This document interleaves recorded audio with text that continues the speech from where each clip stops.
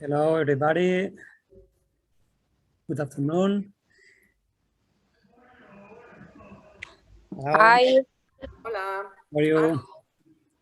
fine, thanks. I'm Cristiana and Francesca Palma is coming. Just a minute. Okay, perfect.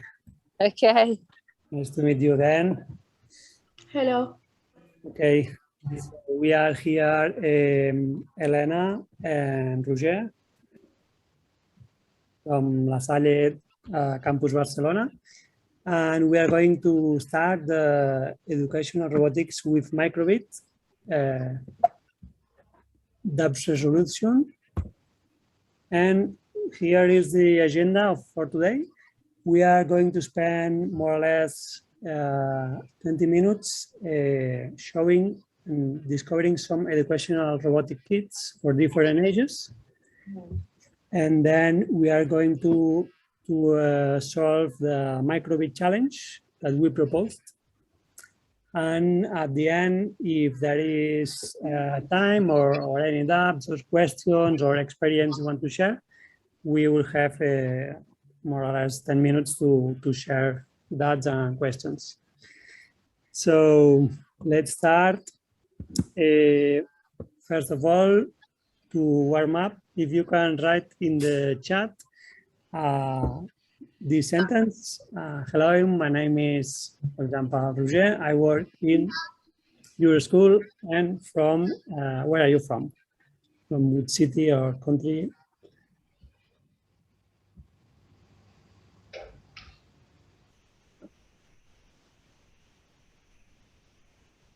This session is being recorded, so the people who cannot be here will be able to see it later.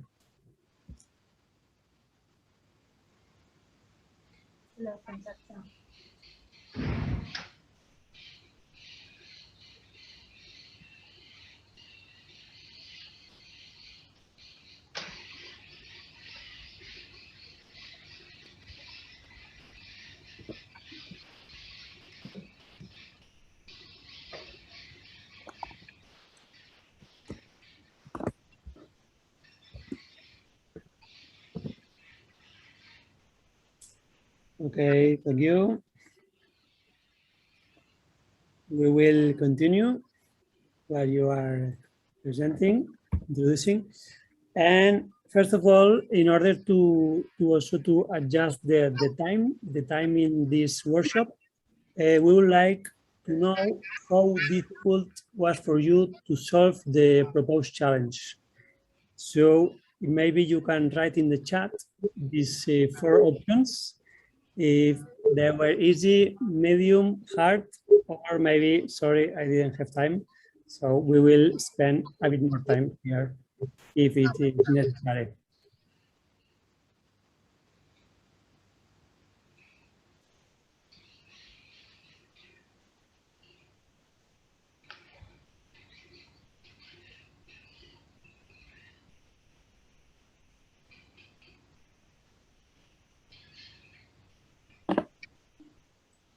Just a quick answer in the chat. Please say easy, medium, hard.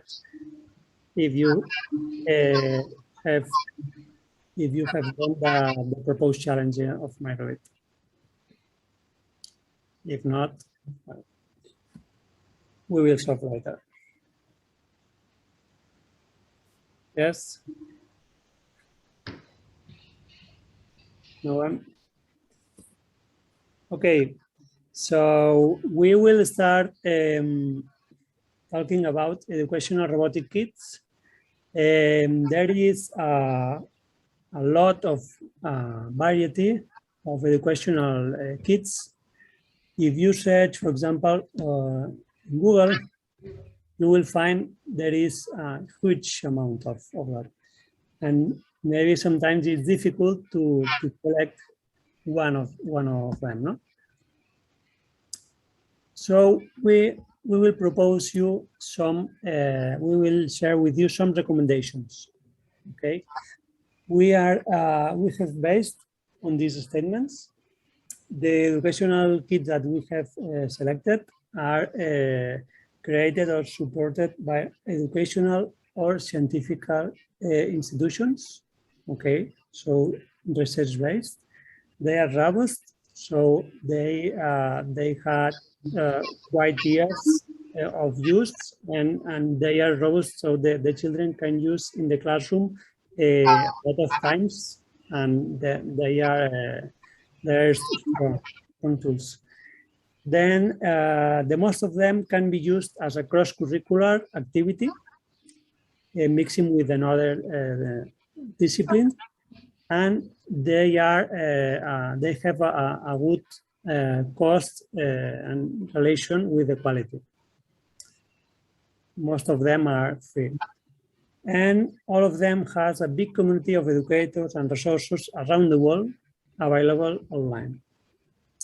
So we will start with these two tools that are useful for different ages, for all of the ages. First of all, we have computational thinking unplugged activities. They are activities that you don't need any computer or to buy anything. You only need sometimes paper or printable materials, or just doing some activity with the body or with music. And they are it can be interesting because we learn in a social way and using our body. You have these three recommendations: barefoot computing, pensamiento computacional from Brazil, and CS Unplugged. And you have a lot of different activities with arrows, or for example, the pizza is that you have to write like the recipe of doing a pizza is similar to writing the codes, an algorithm to write some instructions to make a pizza, no? In this case, okay, you can explore, and there are activities for all the different ages. Then we have code.org. That is a good platform because there are guided step-by-step activities from 3 to 18, very different. Most of them are based in solving mazes, as you can see here in the image. And you only have the blocks, programming blocks that you need. So it's easy to start. This is for pre-elementary. Pre-elementary, for example. Primary, it would be more complex. Okay. There are lots of activities here. And you only need a computer.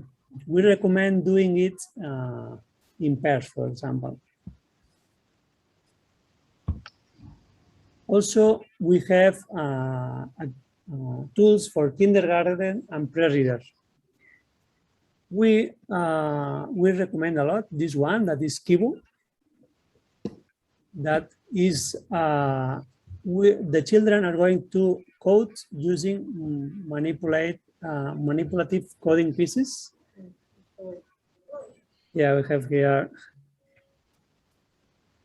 here the robot. You can say, you can see in the camera, maybe if you make the camera bigger. So this is, yeah, those are sensors. This is, for example, the sensor telescope, it's called. So you can sense if it's close or far, but just a simple close or far instruction. This is the light, which can be lighted in different colors. And this is also a dark or bright sensor. And those are yeah, you can see it. So here there is the motors. The motor, which are these little motors, and this is the wheels. Yeah. So you can see that it has got some construction inside, no? Some assembling.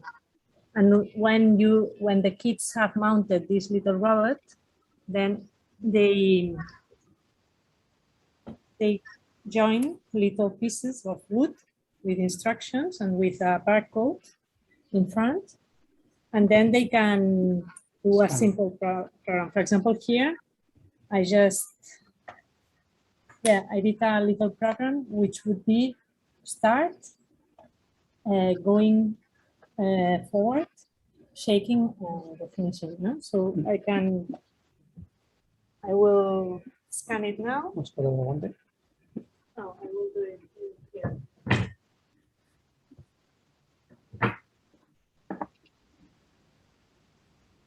Okay.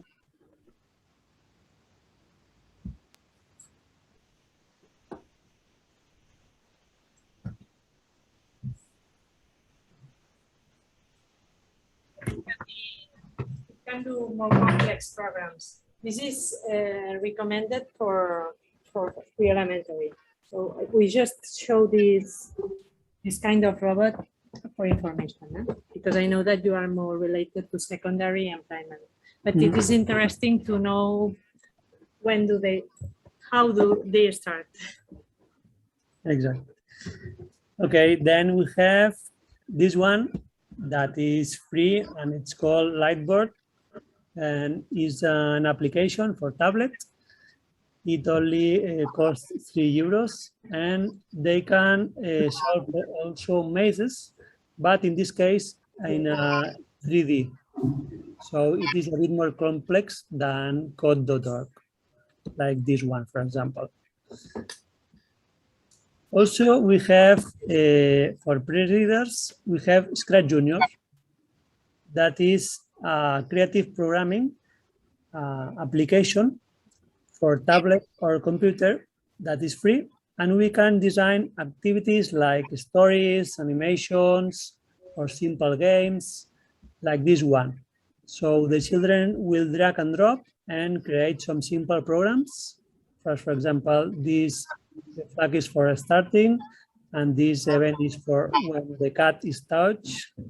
It will do this 5 times.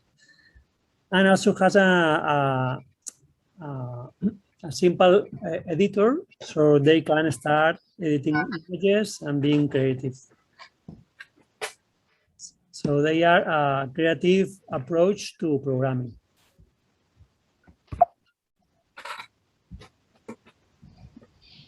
Okay, then we go to primary. Are you seeing the screen good, no? Yeah. Okay. We have primary schools tools.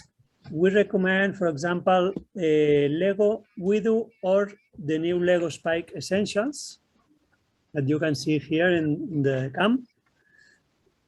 This kit is Lego Widow. That has this, that is the hub, like the brain of the robot that we will program. And then this, that is one motor that we can control. And then some sensors like this one that is like a movement sensor. And this one that is a distance sensor. So they can start at 7 years old, more or less, programming this kit. They will program this way, also drag and drop, only with icons. Then we have Scratch. Scratch, it's a fantastic tool. It's the icon of creative programming and visual programming. But in this case, they need to know to read. It is very intuitive, and they can create video games, animations, and simulations. For example, this is the screen for programming Scratch. You have here the blocks. You drag and drop here, and you build like a puzzle the code. Then when you press the flag, the code is starting. You can add some different characters or backdrops. Then we have a tool that is like a complement that is Makey Makey. Makey Makey is a board only to start to introduce the concept of conductivity and also to make some creative input to our, for example, Scratch projects like this one. Is this board that has the shape of a controller, and here you can attach some wires and do a circuit, and for example use these materials or others like fruits or Play-Doh to make some keys, or for example water or your body, any conductive materials to make some keys, for example in this case to make a piano. And you have to program, for example, the piano in Scratch, and then with Makey Makey you will play it.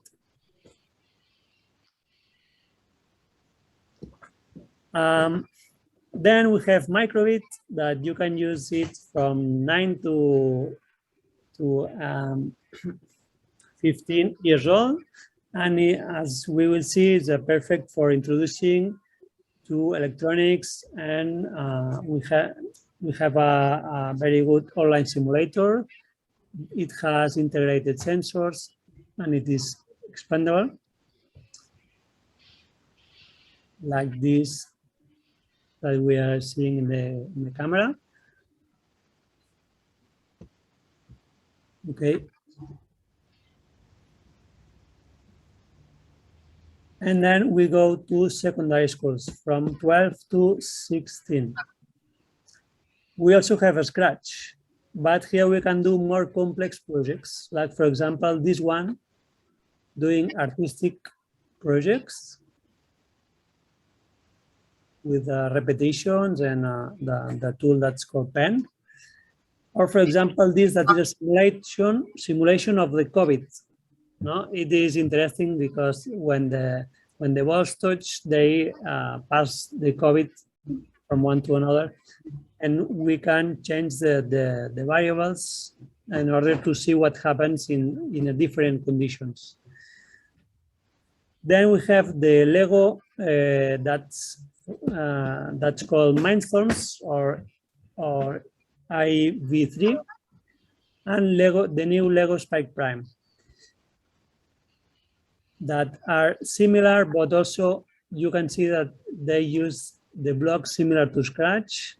We have here more motors and more sensors, and we can do very creative things, and it's good for doing prototypes and for doing like an engineering process to design some solution. Then we have Arduino that is also an icon of open source electronic board and has a big community. We have Arduino of different sizes, from this one that is quite cheap. This one, it's only like 15 euros or 20 or bigger. And we can do more complex systems. And at the end, we recommend also App Inventor, that is very good to introduce the app design. Is also quite intuitive, and we can do applications for Android devices only. We will design here and we will program like this. Okay, so we're going to move. Doubts, no, maybe? Yeah. Do you have any doubts? Any doubts of this part, or sharing some experience with these materials in the classroom? Lego. Yeah. Yeah. No. So, We will show you the Lego. This is Lego milestones. It's a bigger box. Okay. You can see. Okay, we can do lots of projects. And also there is a competition that is annually, every year is a bit different, but it's called First Lego League. They can participate with the help of a trainer. That can be a professor, a teacher, for example. And Arduino, maybe. We have an Arduino that is this little board. Arduino is more for secondary, upper secondary, and it's very similar to microbit in the sense that you also control it through, it's like a board that has got sensors that you attach to actuators, but there is a big difference in the sense that microbit has got the sensors and some actuators inside. Instead, Arduino, you have to use the protoboard, cables, etc., which is very interesting also to show a basic concept of electronics. We need to use this for Arduino, this protoboard. Okay, so let's continue and doing the challenge, okay, of microbit. So first of all, I think I can share with you here the document. I will send also the link.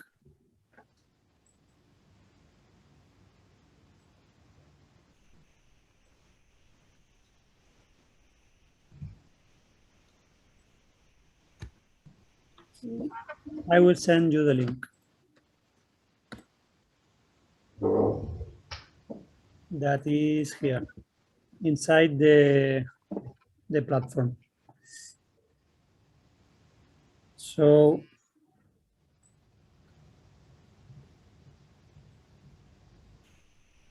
I will share with you also.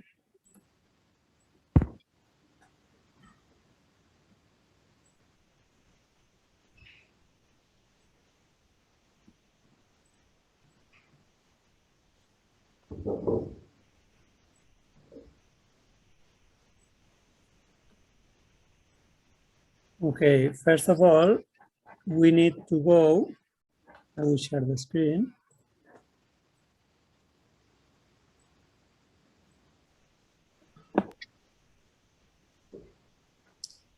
We are doing some practice, okay? So we can solve here dogs or anything. So I have shared with you this document that you can see, okay, that we propose here 9 challenge. First of all, we need to go to this page that is makecode.microbit.org. We don't need to create any user. And here we have a lot of tutorials, etc. But we only need to press here to make a new project. Challenge 1, the name. And here we have different challenges. No? The first challenge is to show your name. Okay, so how are we going to do this? We have here the basic blocks, and we drag and drop this block to the start.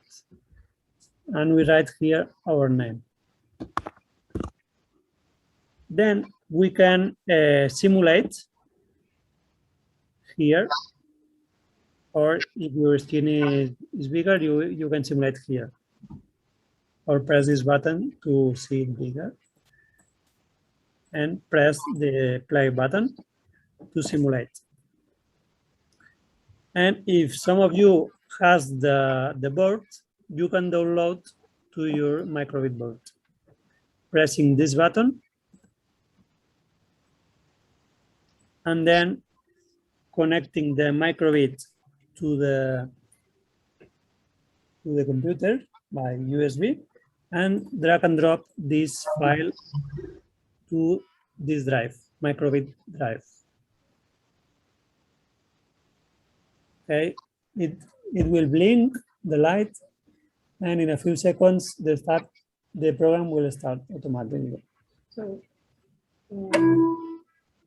So you can see that the microbit is running the program. Okay, so it's easy to download the program here. we are trying here. Oops. So, okay, sorry for the.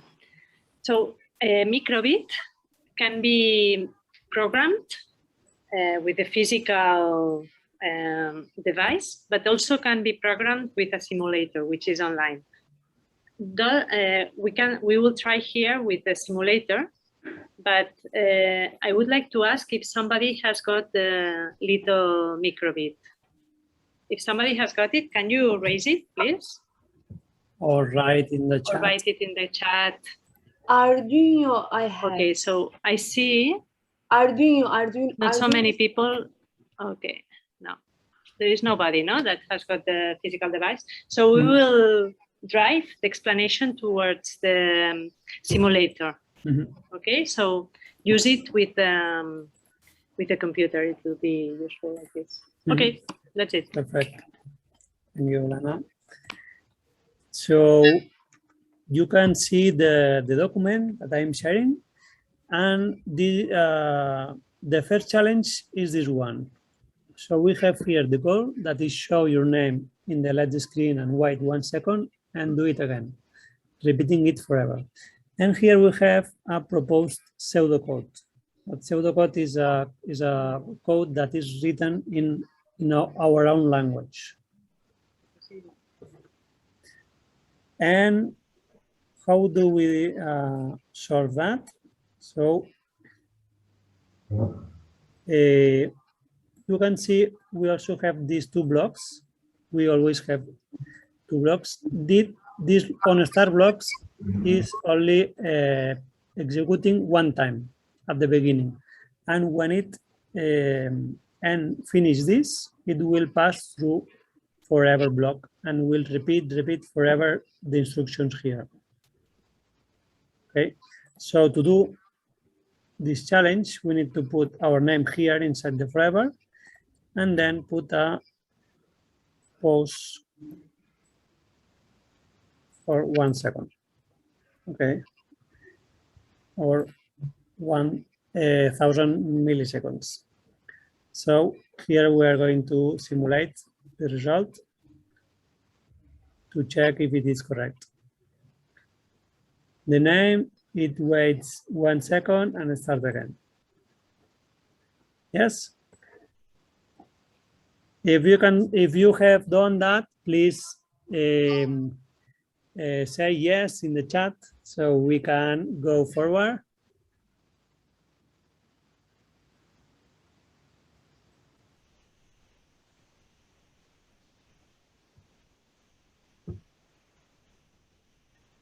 Or share any doubt.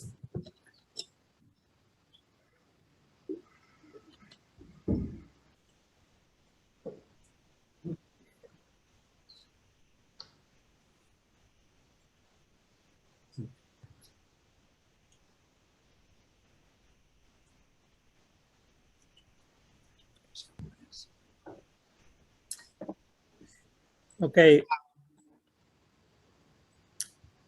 I am going to solve the next, and then we're going to do groups, so you can solve the challenge in groups. Okay. But we need that Monica can create groups of 3 components.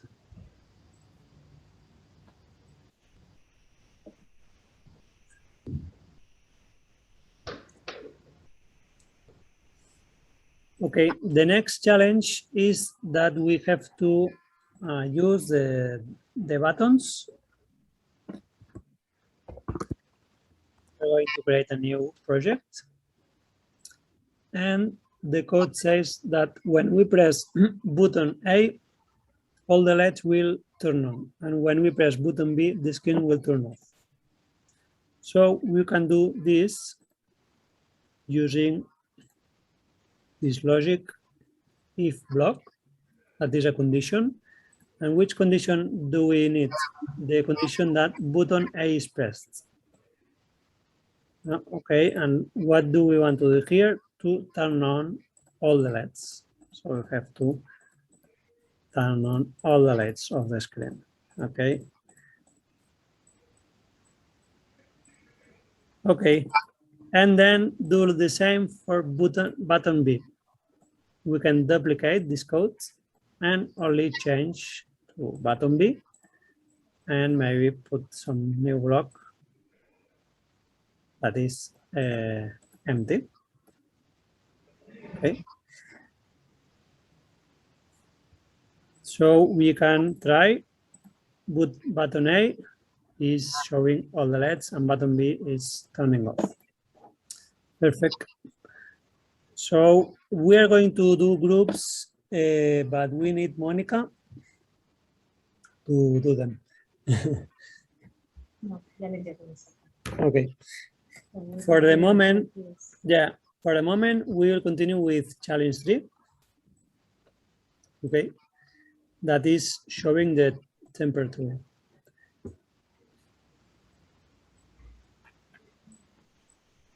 We can create a new project, so we don't need to delete.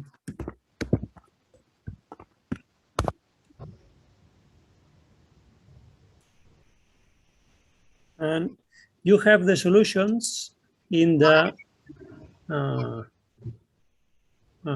the document. Okay, we have here the solutions if you are very lost. So we want to show the temperature on the screen. So we have here the basic blocks, the show number, because the temperature will be a number, and we only need to use a sensor. As you know, the microbit has 4 or 5 sensors, and one of them is the temperature. So we have here in input type of blocks, we have the temperature blocks, and we will drag and drop here. See that the shape is rounded like this one, so it fits here.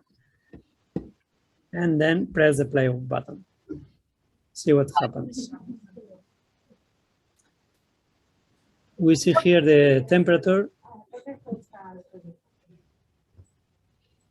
We see here the temperature. We can simulate the outside temperature. So if, for example, it is 42, we will see here 42. It is working correctly. Yeah.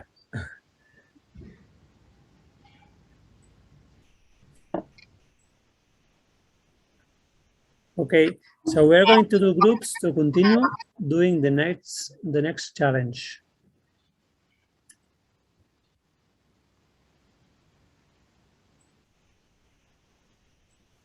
So we're going to do groups of 3, and we are going to pass from one group to another to solve any doubt.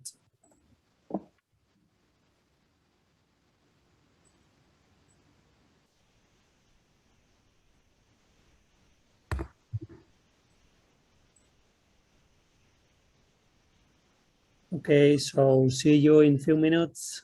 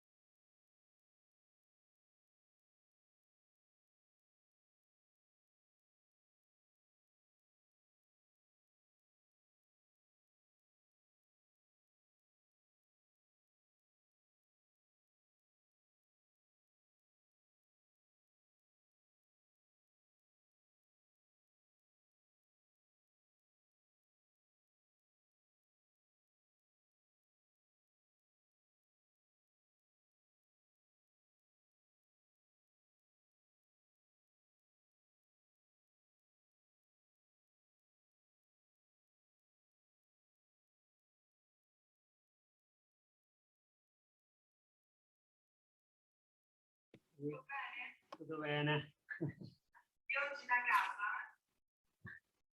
I send you the document because there's people that is not finding it. Avete tutto il materiale su una chat.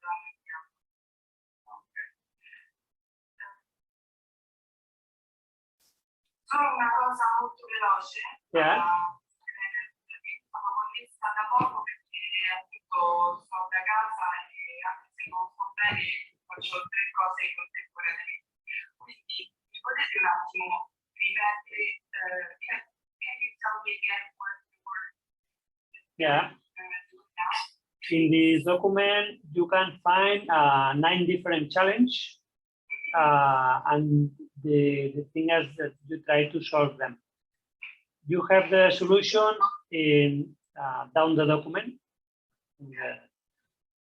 and you can try to solve them going to that site that I'm going to write. Makecode.microbit.org. Here you can solve it. Okay. Okay. See you in 2 minutes. 2 minutes. 5 minutes or a bit more. Okay, thank you. Now we have time until 4, but there at 4 there is another thing.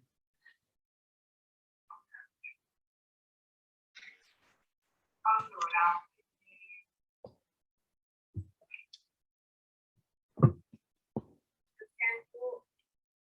or one thing or another thing. Hello, I cannot Barbara. at the same time with the project where you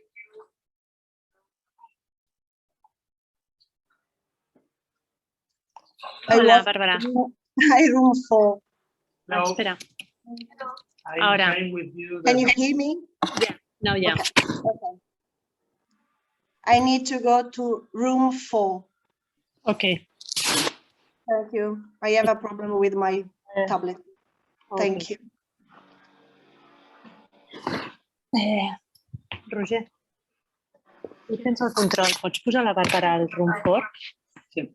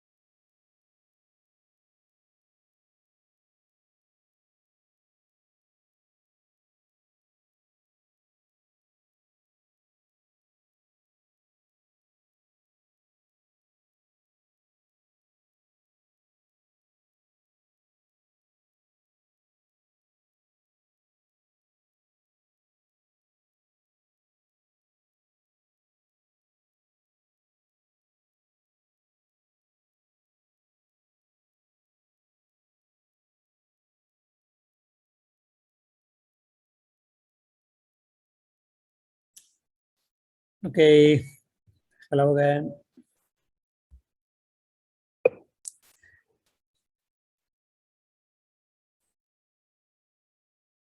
Okay, so at 4, do you have another pill? Okay, so we have only a few minutes to solve doubts.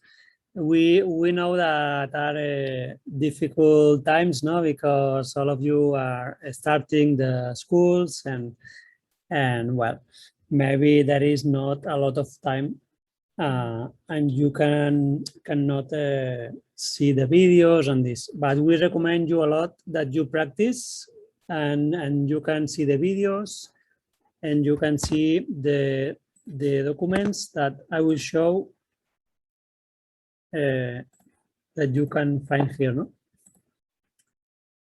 Okay, inside this folder, you have the document, you have here the 3 videos. And also, of course, you can ask us for any doubts.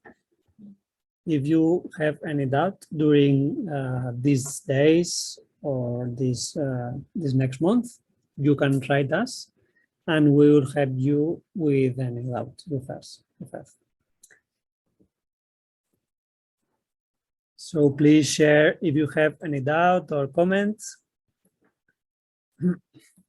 Yes, Kirsten, please.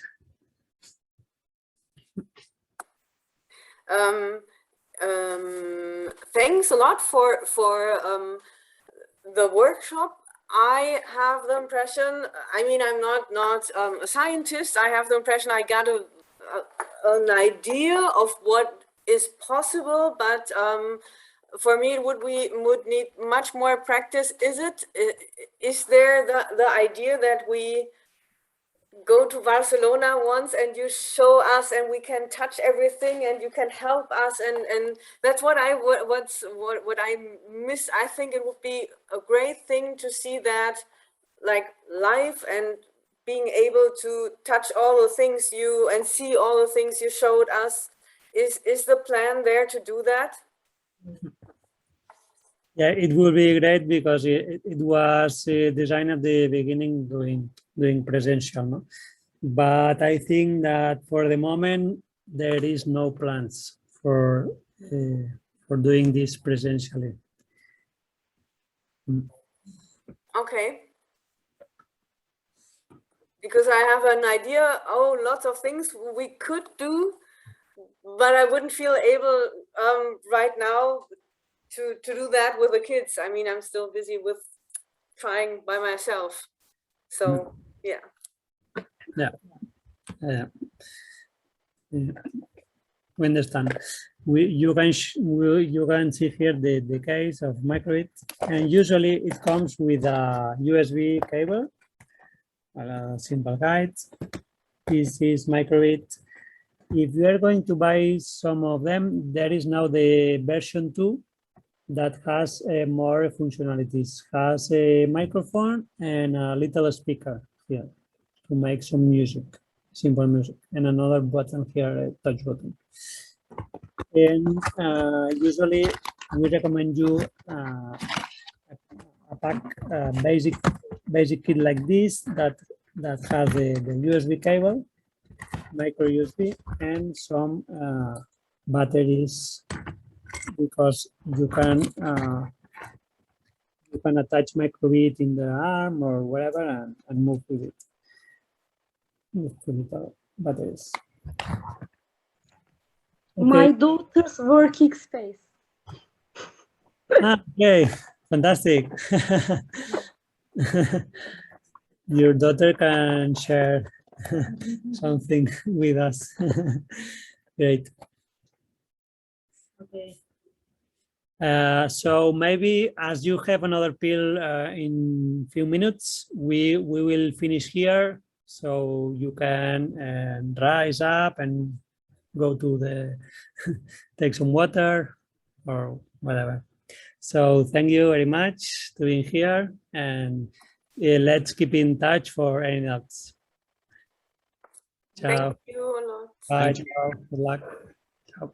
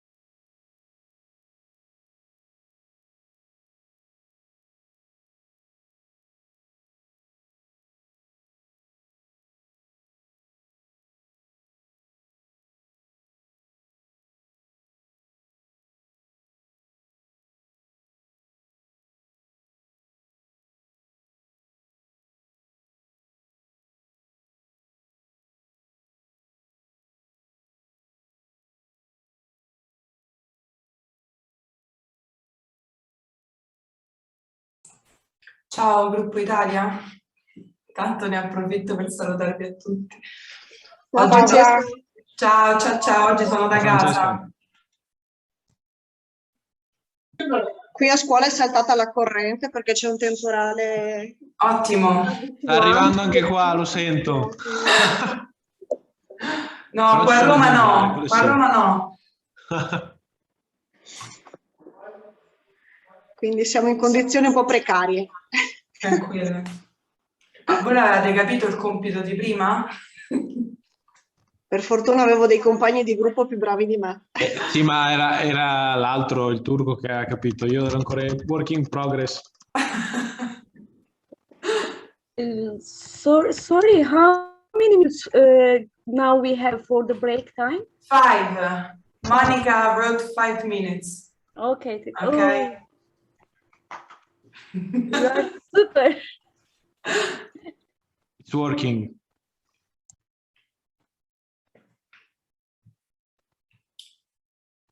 Io stando a casa non ho praticamente niente, cioè le mail, nulla. Quindi sono tipo in balia di me stesso. Ah, però a me mi stavano cacciando le donne delle pulizie, quindi ho rischiato. Ecco. Boh, vabbè, se volete andare a prendere il caffè andate, fate, tanto... Beh, un caffè alle macchinette ci sta sempre. Andate, andate. Io vado. Vi copro io. No, scherzo. Grazie.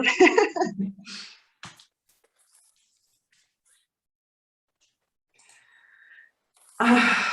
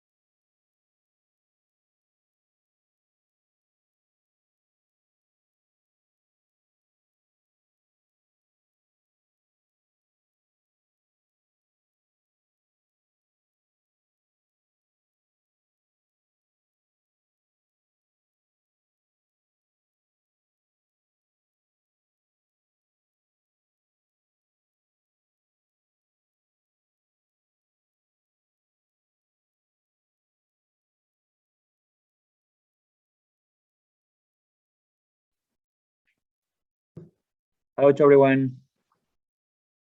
Hello. Well, hello again, because with some of you, we already saw on last Saturday, sorry. Saturday, no?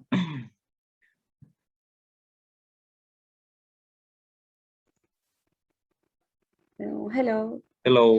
Can I say something? If you will group all of the persons one by one, one group, can you group us with Yunus Emre and Isa, because their English is not very good, okay? Okay, no, don't worry. At least for this bill, we will not group, so it's okay. We're all going to be all together. Okay, thank you. Don't worry, but good to say it.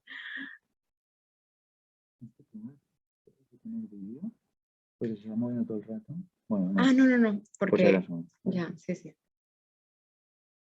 Okay, so Vale, we can, wait for Christina, no, is connecting. I think everyone is online, no?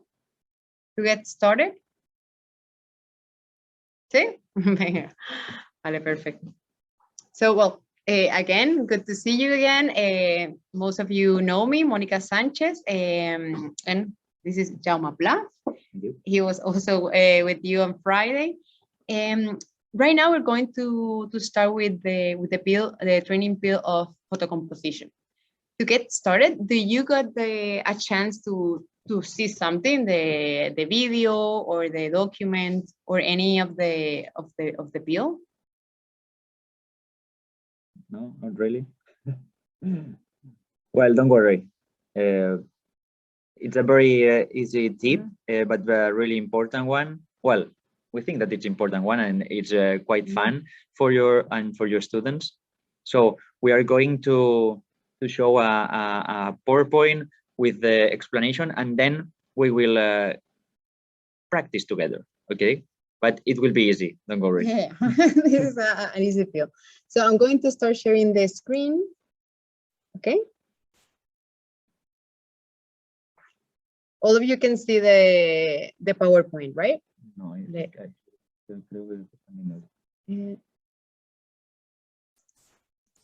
can you see the PowerPoint? Yeah. Okay. Yeah. Okay. Perfect. Okay. So let's go to start with this pill that it's photo composition. Okay. These are well, the points that we are going to check, but actually first I want to start with this image. This pill, we think that it's very quite fun for to work with the students, because like you know, all our students, and actually nearly all the people, have one phone. Okay, have a phone, and everyone likes to take pictures. And like you know, long time ago we had a camera. Okay, we had an analogic camera. Now we can have a digital camera, but now we have the phone that also have cameras. So the meaning is that everyone is taking pictures, and nearly everyone is editing pictures, because when we when we edit one picture that, I don't know, we use a platform, for example, Instagram or another one, a lot of people it's editing the image, but they don't know what they are doing. So the thing is how we can do to teach our students the way to, not the way to edit, if not the way to take the picture.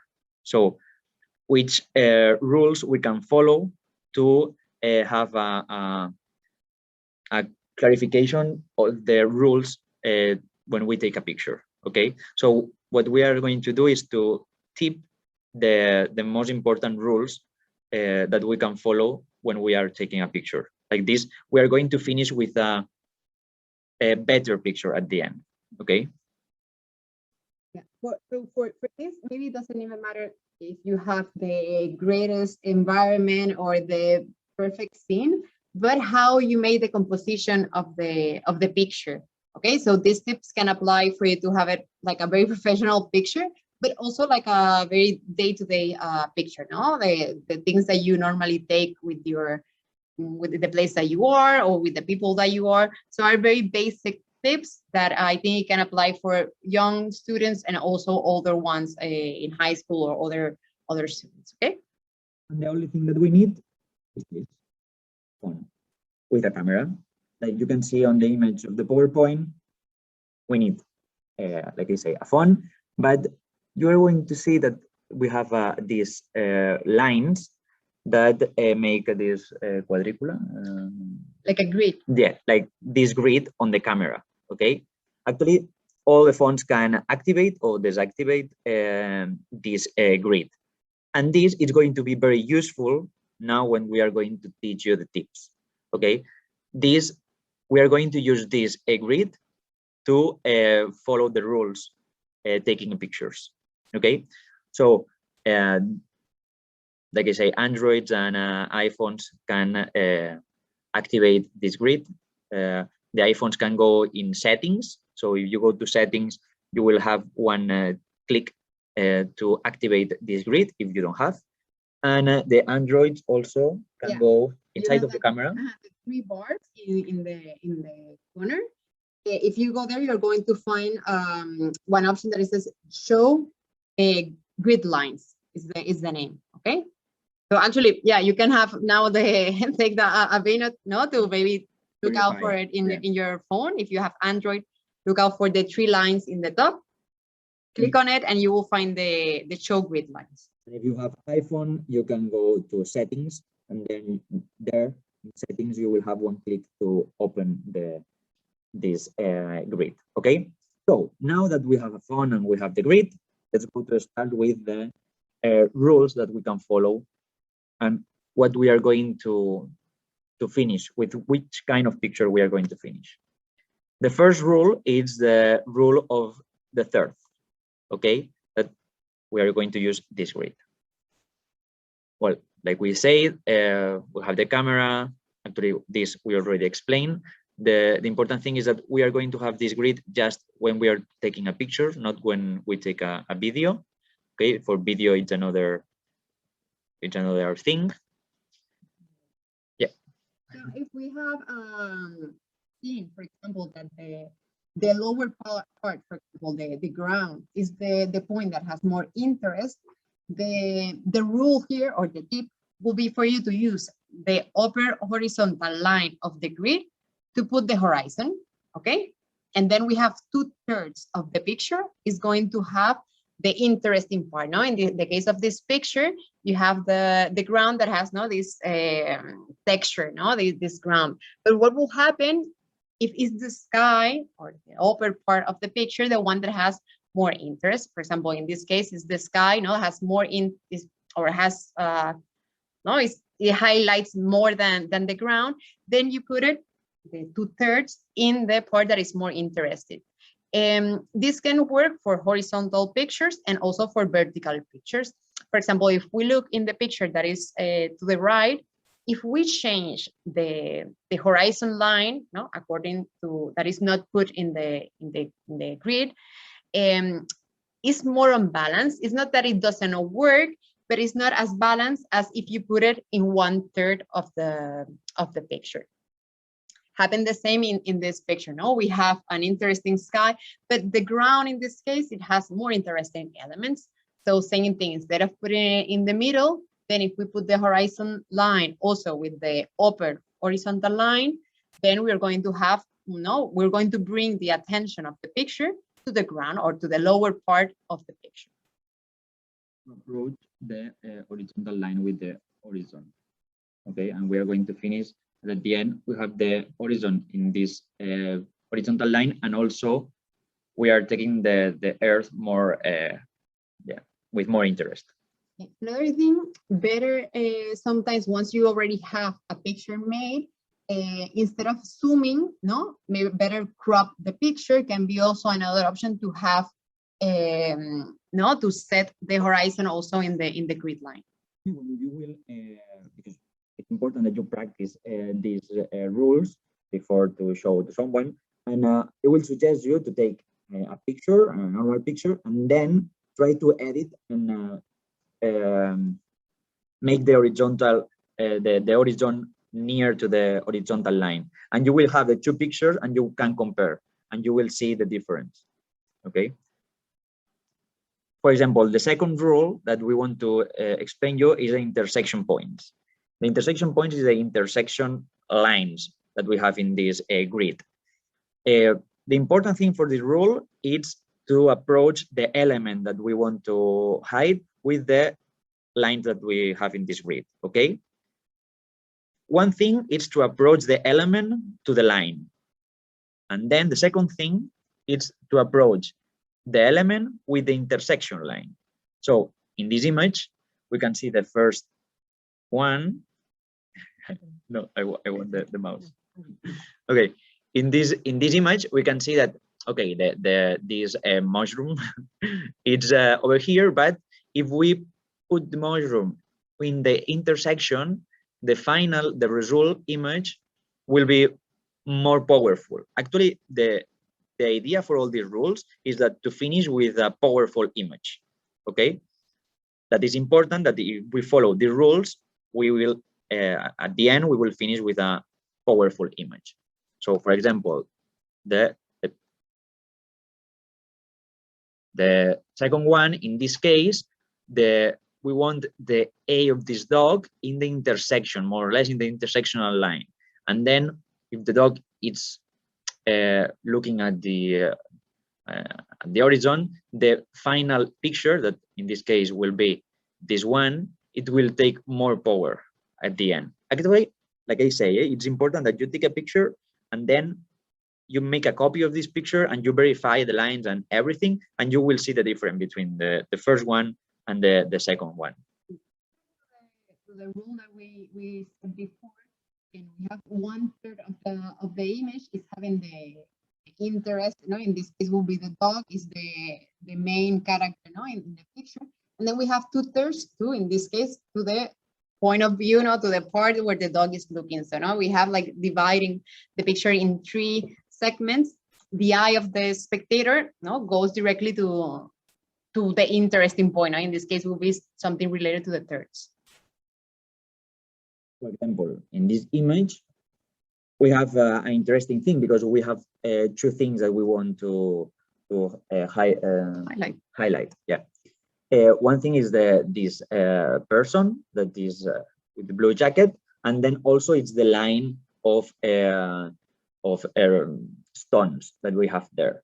So in this case, actually we have the balance between the men that we want to highlight and the stones that we have in the image. And actually you can see that both things are perfectly in the vertical of these lines in this grid, okay? So for example, if you take the same image, but the stones or the men, it's not in the vertical line, you will see that the image, something happens when you are watching the image. So I suggest you to play with these things. Then, actually, this is a very interesting image because something like in the picture before, this one, it's happening. It's quite similar, but here we have 2 things. They are in the intersection. Actually, the two points that we want to highlight, they are perfectly in the intersection of this grid.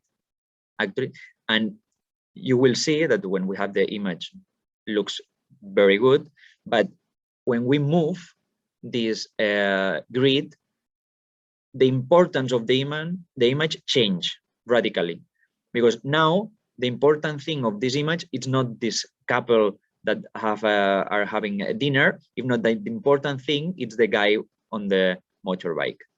Just moving the intersection, we are giving more power to this part, also because we have more space on the image. But just moving this vertical line, we are giving more powerful this area of the image. Okay, the 4th rule, symmetry. So breaking a little bit of, breaking totally this rule that we have been saying before, that in this case was these grid lines, that we can see directly in our phones. This goes out of this rule, okay? So the first 2 rules were directly with these grid lines. And this one is, I think, an easier one because we already know about symmetries, and it can be founded many places now in the city, with buildings, with nature. It can be seen in the vertical part and also in the horizontal line, no? As we see in this image. See? The rules that we are explaining, for example, the rule that we explained before, are there because, yeah, if we follow, we will finish with a powerful image. But of course, like, you know, always we can break the rules, and this one, it's this. We break all the rules before to explain the symmetry. Okay. Actually, we can use this grid to found exactly the symmetry.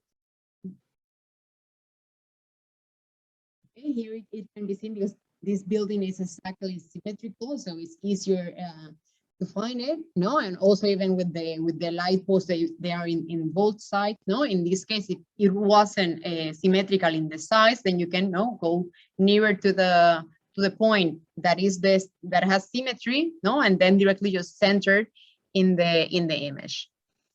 Again, this can happen also in the horizontal way. So for example, it can be very beautiful, no? If you have a lake or a river or something that have the reflection, but also can be seen directly in the city, in the street, no? If you have a puddle, no, a water puddle, something like that, you can also have the reflection and have this symmetry with something that is going on in the vertical way and also in the horizontal part in water. Okay, it can be seen also in this other example, horizontal way, and then with the reflection, you can see the symmetry. Sorry, for example, in this image, okay? In this image, we are doing the rule of symmetry. Can we do another rule, for example, the one that we say to approach this horizontal to this line? Yeah, of course we can do it. But the final look of the picture will be absolutely different. So for this reason, it's important to take the picture and then to verify which kind of importance or which kind of rule we want to follow. In this case, it's this the symmetry, exactly the symmetry in the middle of the image. Okay, isolating elements. This happens like more or less than in the symmetry, that okay, we have this grid, we have the rules that we explained before, but we can play with this kind of grid. So in some moments, we are going to highlight isolated elements, for example, in this case. So if we change the kind of image, for example, in this one, we have these stones on the sea that are very beautiful, but if we bring these stones to the middle of the image, of course, we'll have more powerful on the first image. For example, if you take this kind of image and then you change until this one, when you will verify and verify the both image, you will see and you will recognize that the second one, so this one, will have more powerful than the picture before. Okay, so you need to imagine this picture, you know, on your living room. So we'll have more powerful this image over here. I can move here. Have more powerful this one than this one. Or for example, in this case, that is absolutely the same. This house with these trees are absolutely in the middle of the image. That you can see that if you move this to the top or to the down, the picture will have less powerful. It will be less powerful.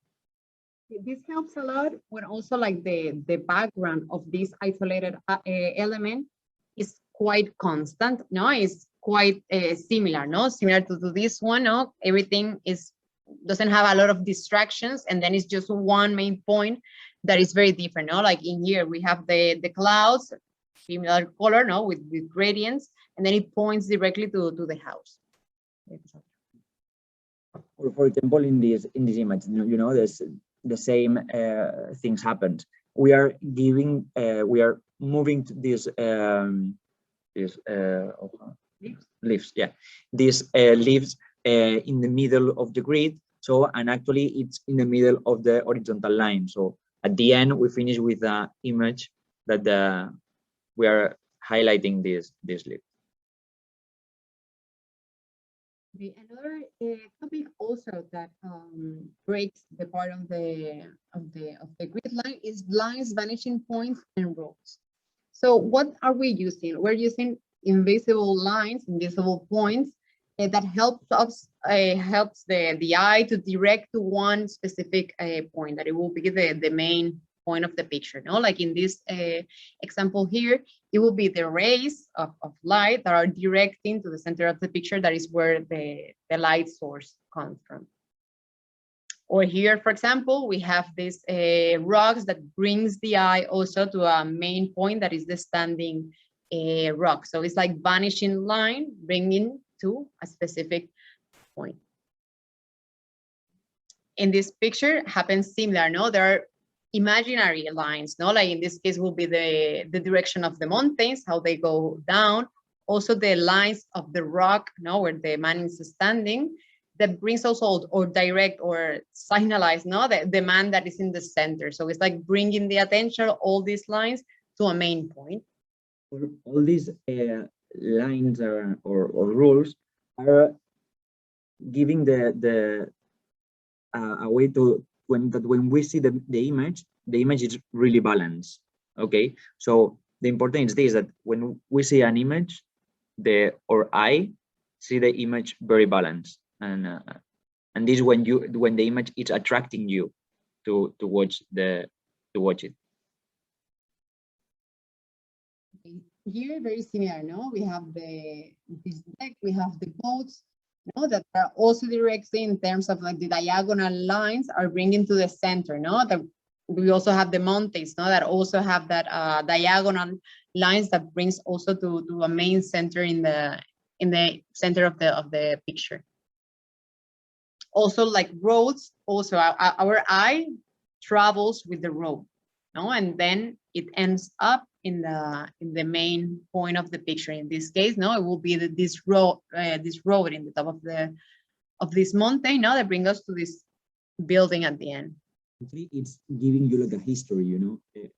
Your mind, when you saw a picture like this, your mind is going to travel, your ray is going to travel through this path until the end, you know, and this is the powerful of the image.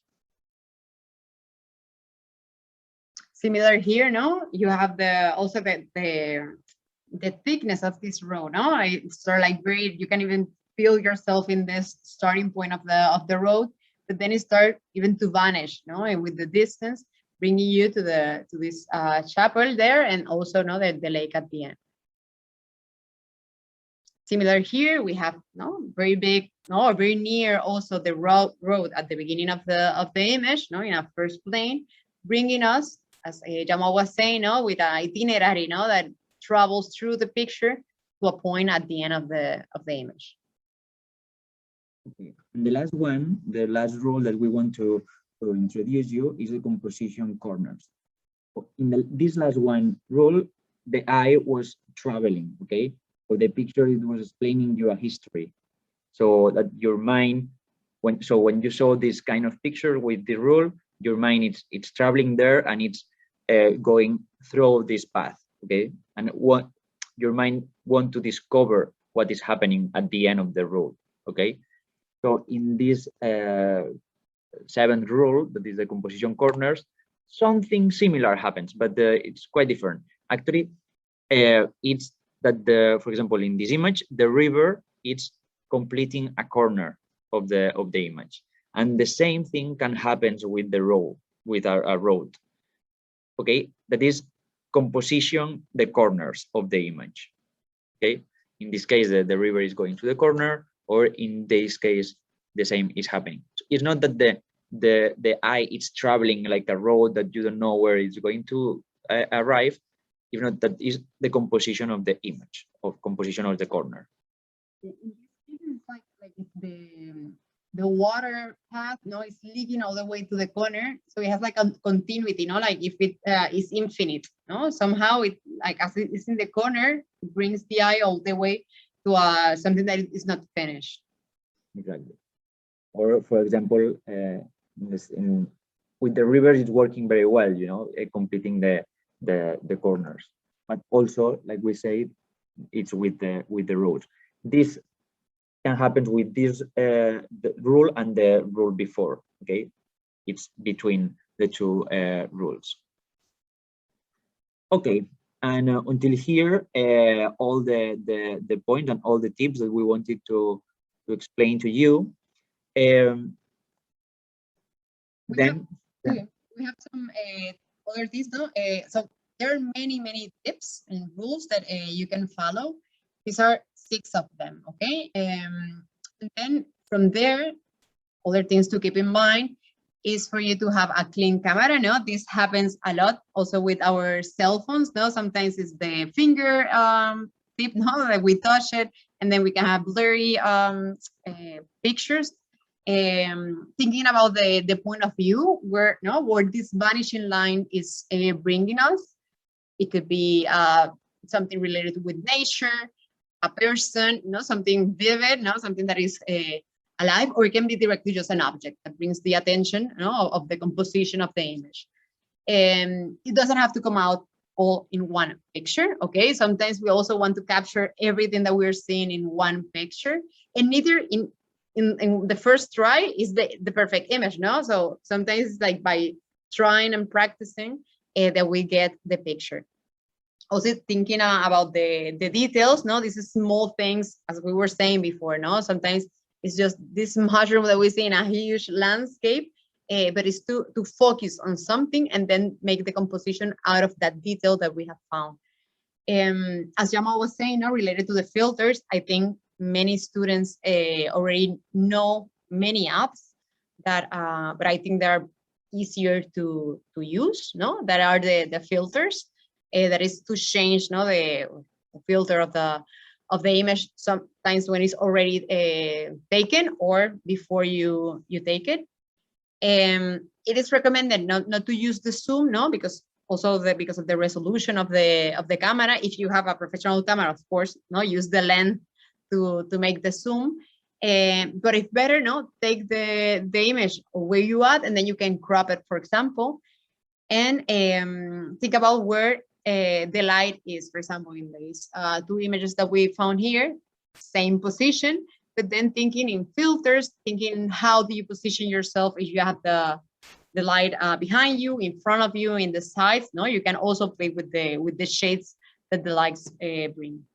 The thing is, all your students, I'm sure that they are editing pictures, they are taking pictures, they are publishing pictures, but they know how to edit because they do.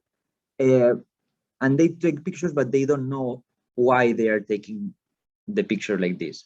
And actually, they are taking the picture like this because they will answer you, yeah, because I like the looks that take the picture when I don't know, I do the picture more near to the floor or whatever.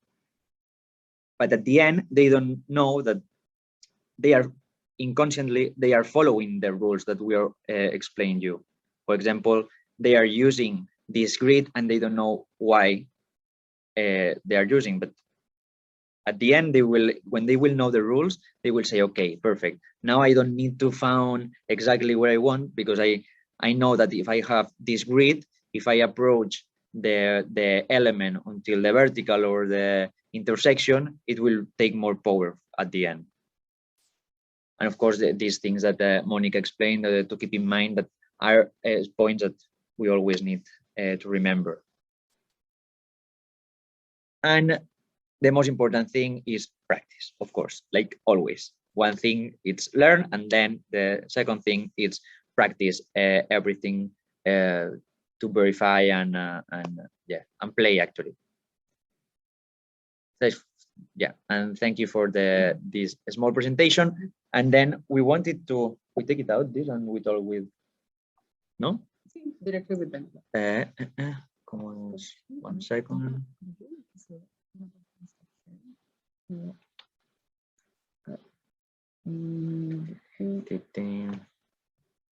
Okay, we want to take it out the presentation.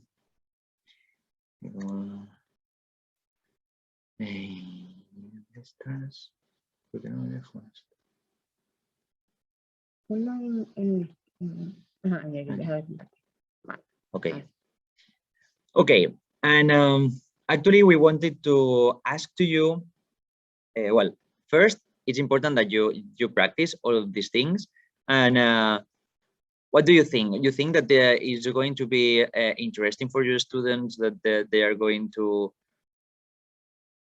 play with the rules, and it's going to be easy to you to explain to them? What do you think?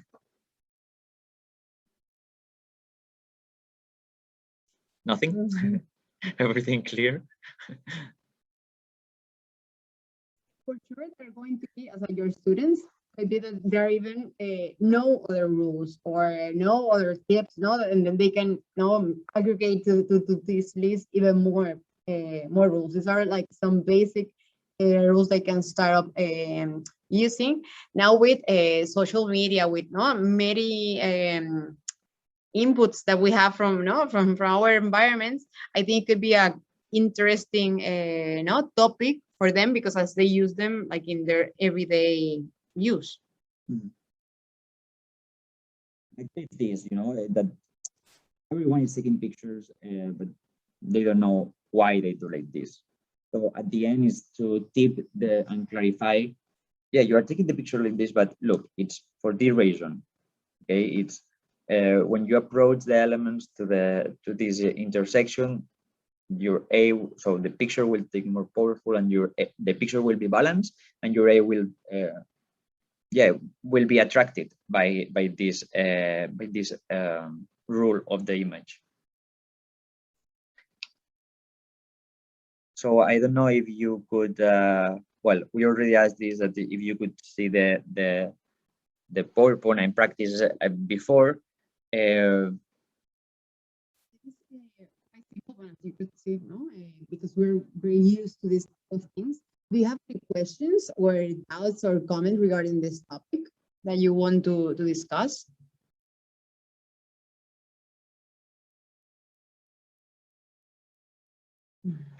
No. I can answer you, Monica. Okay. No, everything was very clear. We are going to show everything to our students. Well, to say something that, yeah.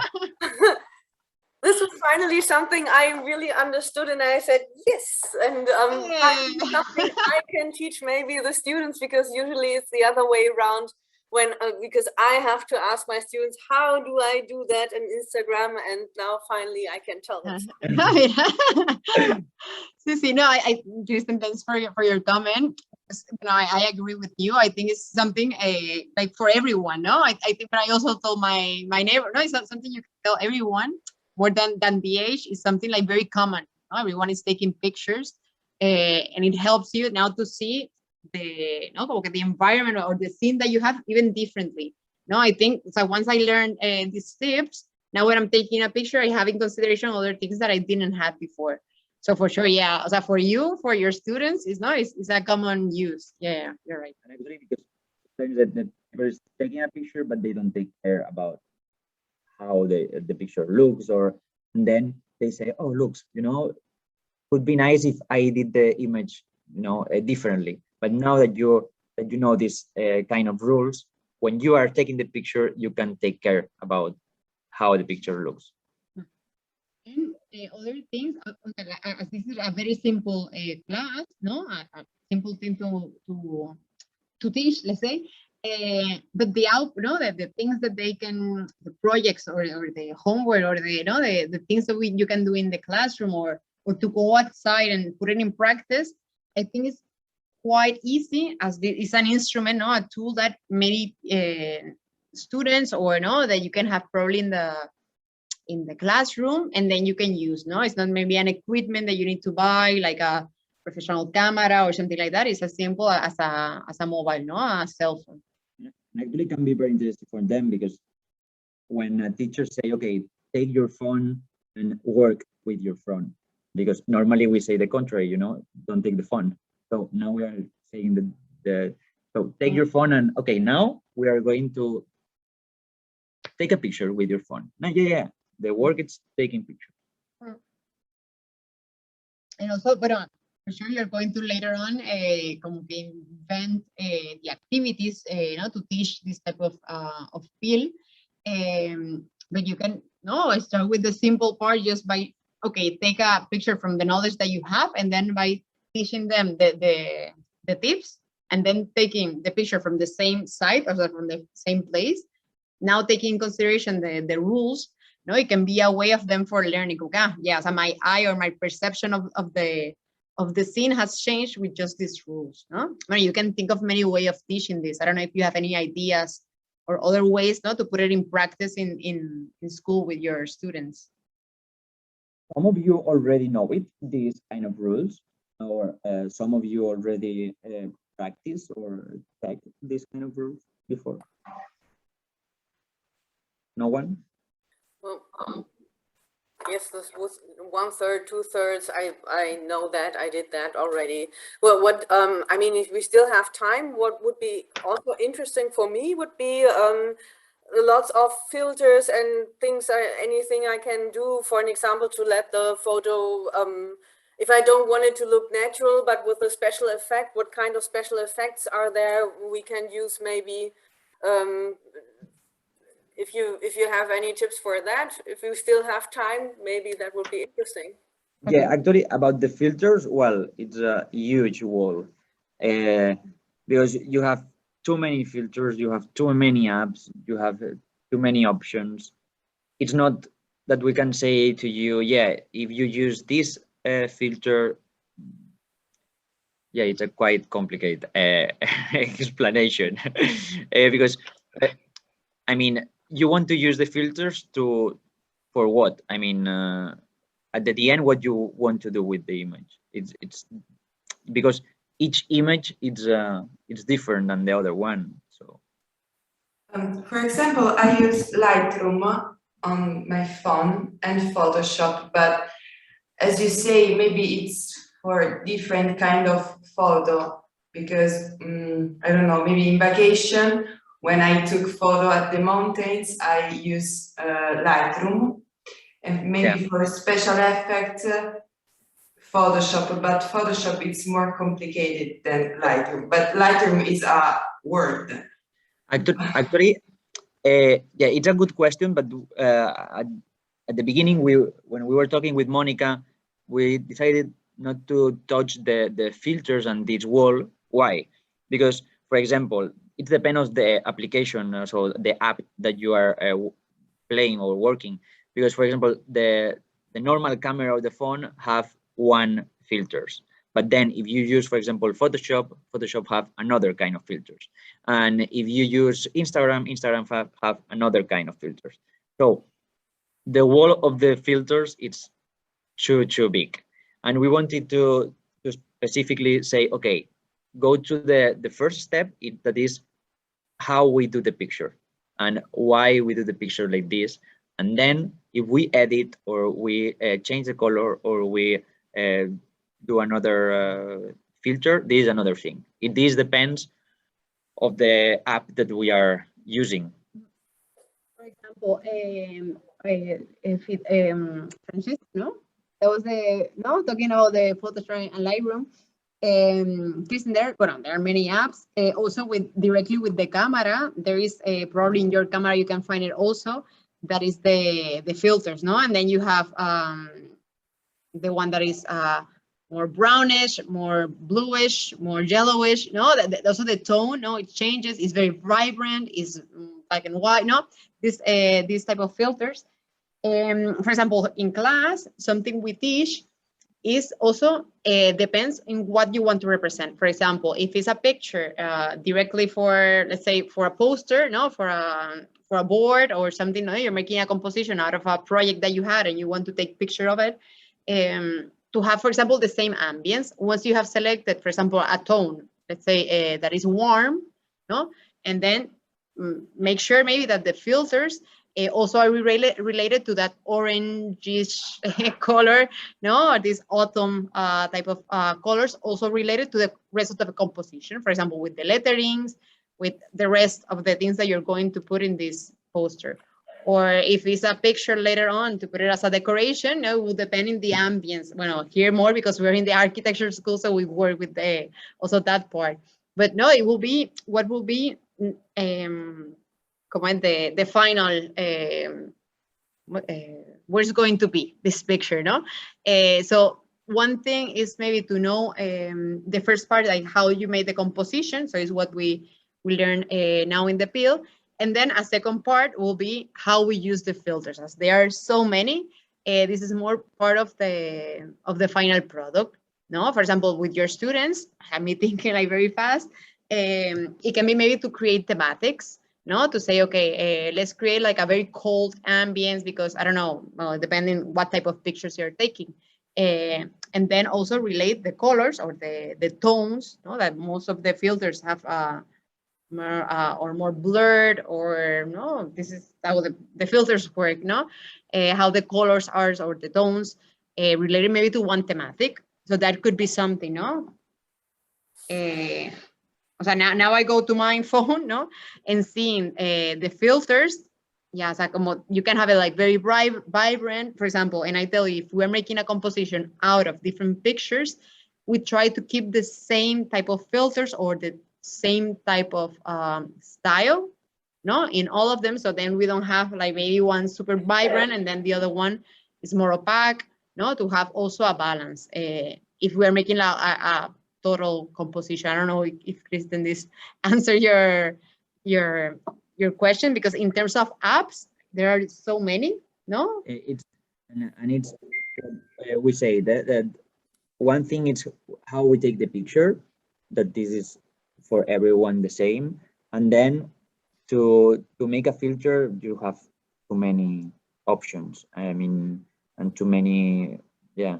If you take, for example, the normal camera of the phone have options to edit and to make a filters, and then Photoshop or Instagram or whatever, or Lightroom. Or... So sorry, Kristen, to not answer specifically for the filters. Did I have to say something? No, really. Who is saying something? Kristen? No, I didn't say anything. Okay. I listened. No, it is that I say that sorry, don't not answer specifically for the filters, because the wall of filters it's too big. Yeah, I got the message. Okay. Thank you. Thank you. I don't know if someone have another kind of another question. No question. Well, so I hope that yeah. Yeah, Mary, I have a question. Do you hear me? Yeah, of course. Yes. Okay, I'm a art teacher now, so I have an idea about this type of things. And in my class, I find because I also work as a graphics before being a teacher, and I find I have sometimes some problems with with the kids to make them involve into graphics. Like when I try to talk about compositions and this type of things, sometimes they feel like there is no goal, like without a main project. Like, for example, if they need a pictures for their thesis, their pictures, they have some interest because they want that's look good. But when I talk general, I see that I losing them. So I don't know, maybe you have some suggestions about how to make them involve, how to make them like more this type of technical rules. And so you say that when they are working for a picture for their thesis, they are focused. But when you speak like in general terms, they are. Yes, I see this. Actually, maybe one thing that came to my mind is that when we try to explain this kind of rules, and we say the truth that is that they are they will work with these rules in all your day, in their normal life, that when they are going to the weekend to, I don't know, to the mountain with friends, or to have a party with friends, inconsciently they are going to work with these kind of rules. So at the end, that all the pictures that they are going to do, they are going to follow these kind of rules. And if after to say this and explain the rules, we say, okay, now let's go to do a normal thing. This weekend, when you go with a family or with friends, or you alone on the street, you need to make different pictures. If you came with, I don't know, 3 of the same rule or 4 in the same rule and 1 of each rule, just verify what happens. I don't know. This to give that is not a homework that they need to do. That is a normal thing that you will do, and actually you are doing this during all your days and all your life. So now just verify the rules that we are explaining to you, and verify that the final image will have more powerful than before. I don't know, maybe. Yeah, it's okay, thank you. The part of that composition, it works for a picture, no? But as we're saying, also the graphic design, no? They can apply for anything, even making the cover page of the project from math. I don't know, like anything that they're making, even the balancing of letters, no? Como que how this composition in terms of the balance of where your eye go, and also they can see the application in many things, that is not just directly when making a board, no, or a picture or something, but also in the composition in general for many other subjects, for their daily life, no? Como que even when organizing things, no? How do you balance, or how do you put, your attention to these rules also work? For example, ¿cómo se llama escaparate?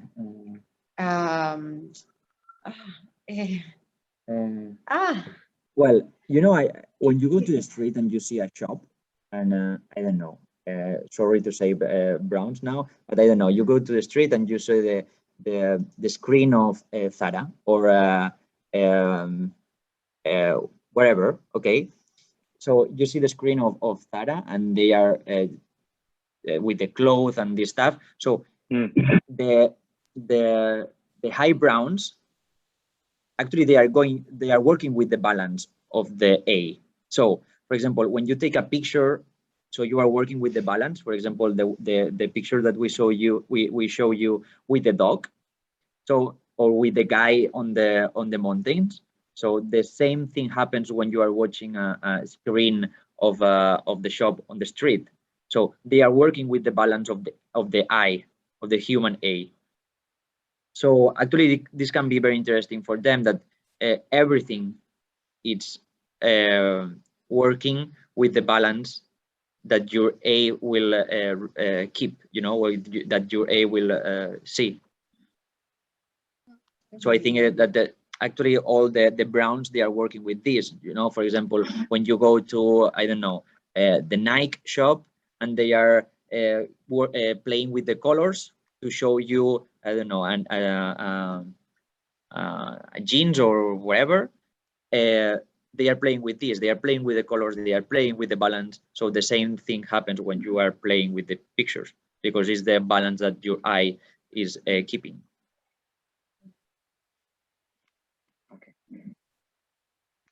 They can be bring to day-to-day things, no? So they can get more related. I think the part when students get more excited is when they see the usefulness, no, in their daily life, no? So apart from making the thesis is something not important, but then they say, okay, what other things are important? Well, my day-to-day, no, things that I see every day, things that I can create also to manipulate, no, in a way, no, how you can make a person and a spectator to focus in something, no? If we have many things, and how we can bring the eye of the person to a specific point, no, this is part of the composition of these rules that we're teaching.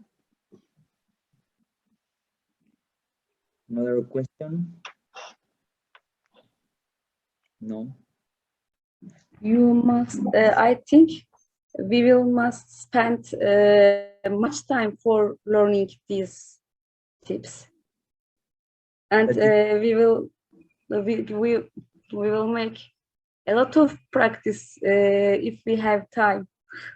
Okay. Well, I hope actually it's nicer to practice with the students, because like this, they are you know, are playing. And actually, they need to learn by playing. So Yes. At the weekends, you must have free time to do it. yeah. So because we have another pill after, and if there are no more questions, people that were new, so that they didn't came to the last pill and are now here, because from the chat, I wrote the assistants of the people that put their name there, but I don't know if there is someone new, someone that came for this pill or that is here right now, so I can put the assistants also in the record. Or I don't know if there is everyone, but I'm going to mention the people that I have, okay? I have Francesca, Gulay, Giuseppe, Cristiana, Francesco, Isa, Kirsten, Luca, Pasquale, Ignacio, and Manoli. If there is someone addition, no, another person, if you can write it in the chat before we finish this part of the training, because in 5 minutes we're going to have another one, just to have you also in the list, okay? I don't know if everyone that I mentioned. Okay, Barbara, yeah, super, thank you. Hi, Barbara. okay, so we close now, and like this, we have 5 minutes to go to toilet and to drink coffee or water, and we continue with the third pill of today. Yeah. Yep. Okay. So okay. Thank you very much for your attendance and your participation also here. See you in 5 minutes. Now we have breakouts. 5 minutes. Thank you. Sorry. Now we have breakout or leave the meeting? Oh, break of 5 minutes. 5 minutes? 5 minutes, okay, thank you. Okay, and then we you. see each other. Bye.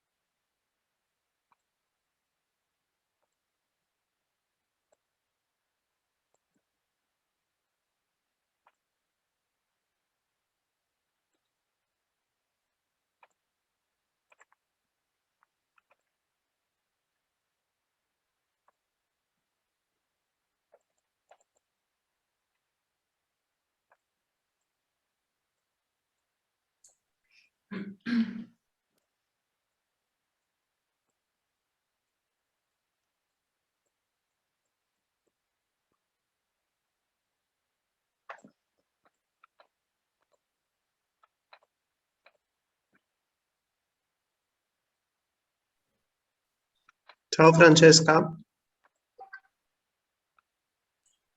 Ciao. Bueno, ya le había dicho que 5 minutes, entonces pues, ya me pasó. Sí, sí. Es que ya estábamos acá. Sí, hi again. Ciao Monica. So here we are with Dani Amo. Some of you already know him. And we Yes. also have Eva Villega, that is the expert in this topic that we're going to be speaking right now. The PIL topic is user experience. To start, well, we already asked you in the last PIL, have you got time to see the PIL, or the video, or the document, or the PowerPoint, or something? Monica, can I say something, please? Yes, you like. I can't open my camera, sorry. Can you give us a polygrail password for İsa Ocak? What? Polygrail website. Ah, to give you the site of Polis. You don't have it? Polis Grial, yes, website. To log in for İsa Ocak. Okay, well, right now, You mean that they want to log in for they have the information of the pills? Yeah, I don't have it right now in hand. Okay, ¿sí? I will write you. Okay, maybe. In the chat, we have it also here. A ver, lo pongo here. A ver. Okay, thank you. Papá, I will a write. ver si esto sirve. Ah, vale. Well, in the chat, you can also see that there is Elena put before the site, the website that it says polisgrial.edu. Gulay, if you can find it before her emails. Can you see it? Sorry, I'm trying to open my camera now. Can you say that? I couldn't see. Okay, if you can look out in the chat, if you scroll a little bit higher, Roger put the site, the name. Okay, thank you. A ver si lo es Grial, si lo. Bueno,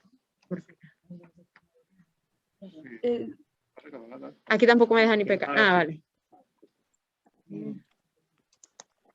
vale. Vale, I copy and pasted also in the chat again, okay? Okay.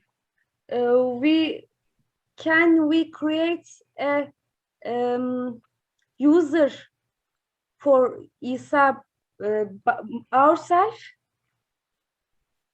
Okay, regarding the login to Polis, if you want, write me or write Lucia an email, and then we can speak about it, so we can go with the pill, okay? Okay, thank you. Okay. Thank you. Better to write Lucia, because she's the one that managed the platform, okay? But put me in copy and yeah, okay? Okay, I will write to Lucia for it. Thank you. Vale, thank you, Gulay. I will log out and I will log in for the camera, okay? See. Okay, vale, Gulay, thank you. Vale, perfect. So, yeah, so I was asking if someone already like saw the material. If not, then we're going to review, to have a brief of the topics of this bill that is about user experience. Before we show you the video, we want you to have like a perspective, or our intention before seeing the video, so then we can have a discussion, okay? La parte de, bueno, miren la parte de, si el otro puede decir mejor. Sí, que bàsicament el vídeo són aquestes coses, com fer-la i com analitzar-la. Una avaluació del producte mentre s'està desenvolupant. Y que vean cómo aplicarlos en el aula, ¿no? Algo así. Exacto. Se enseña un sistema de aplicación, sí. We'll put you now the video, okay? And the video is divided in 3 parts. The first part is planification, okay? How to apply a product user experience, okay? Our idea is that you think about how you can apply a UX experience in your classroom, in one of your activities, okay? Where the students make something or develop a product, okay? How you can, the content of the video, apply to one of your assessments, subjects, or whatever your students are doing now, okay? Or now or in the future, okay? So the video have 3 parts: planification, then test, okay, and then data analysis. So we want you to think, after finishing visualizing the video, how you can apply all the concepts in the video in one activity in your classroom.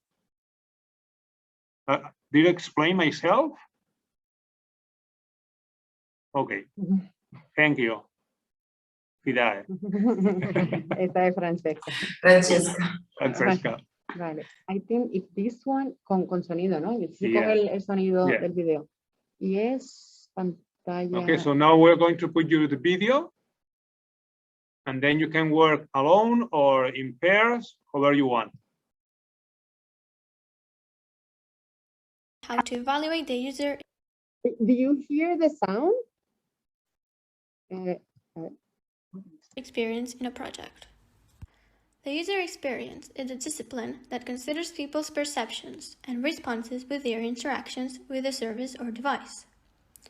Factors related to the use of the device are taken into account, as well as factors related to the user's emotions during the interaction, always with the objective of achieving good user satisfaction. Therefore, it is not only based on the good design, but also on a good experience that encompasses all the points that influence this experience.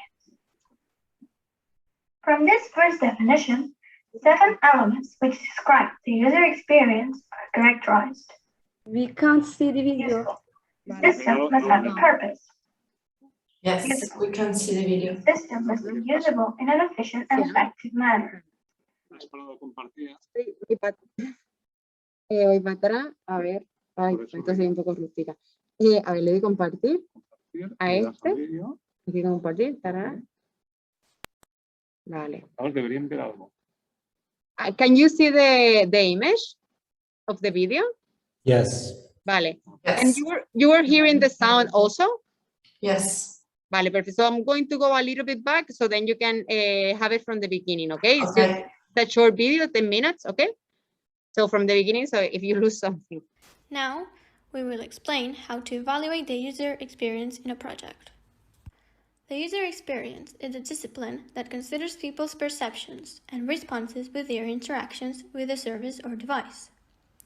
Factors related to the use of the device are taken into account, as well as factors related to the user's emotions during the interactions, always with the objective of achieving good user satisfaction. Therefore, it is not only based on the good design, but also on a good experience that encompasses all the points that influence this experience. From this first definition, 7 elements which describe the user experience are characterized. Useful. The system must have a purpose. Usable. The system must be usable in an efficient and effective manner. Findable. The content of the system must be easy to find. Credible. The system must allow the user to trust the product. Desirable. The system must transmit through image, identity, aesthetics, and emotional design a sense of desire towards the user. Accessible. The system must be accessible to people with different disabilities. Valuable. The system must provide a value to the user who will use it.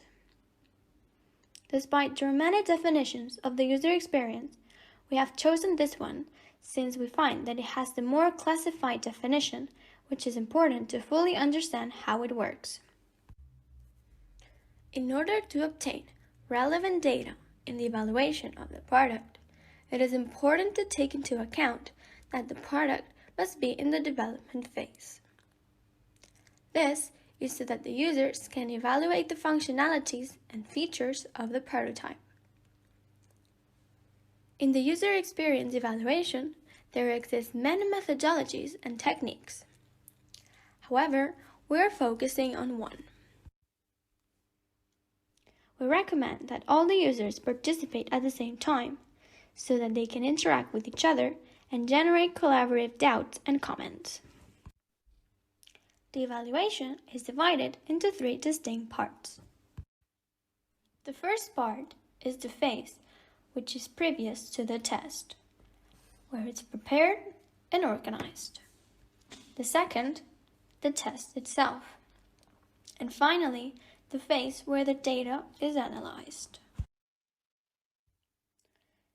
In order to start planning, it is important to bear in mind the work team that will develop the test. The whole team must work together to execute the evaluation correctly. It is recommended that it be a team of at least 4 people. Once the teams have been assigned, it is important to distribute the tasks to be performed during the session. The profiles are as follows. The observer, which their role is to see and hear the experimentation. They gain a deep understanding of the key moments and the content that is being provided. The second one is the facilitator, which their role is to lead the session and ensure that the initial planning is respected. This can be done in pairs. One leads and the other takes notes. To prepare for the test, the following parameters should be taken into account and included in the test planning document. 1. Definition of project objectives. 2. Definition of the evaluation objectives. It is advised to not propose too many objectives. Each additional question you want to be answered will reduce the quality of the perceptions of the rest of the test objectives. It is important that the users focus on the objectives that really affect the evaluation. 3. Define the type of profile to be evaluated and the number of users. Evaluations are usually conducted with about 10 users. 4. Definition of the tasks to be performed. Tasks are concrete actions that are proposed to be carried out by the user and they are relevant to the analysis of the product according to the test objectives. It is recommended to perform between 7 and 12 tasks, depending on the complexity of the product or features being evaluated. 5. Definition of the interview questions. Interviews are guided conversations which allow the exploration of the spontaneous and suggested topics to be discussed. If necessary, an interview can be conducted during the test to better understand the user's thinking.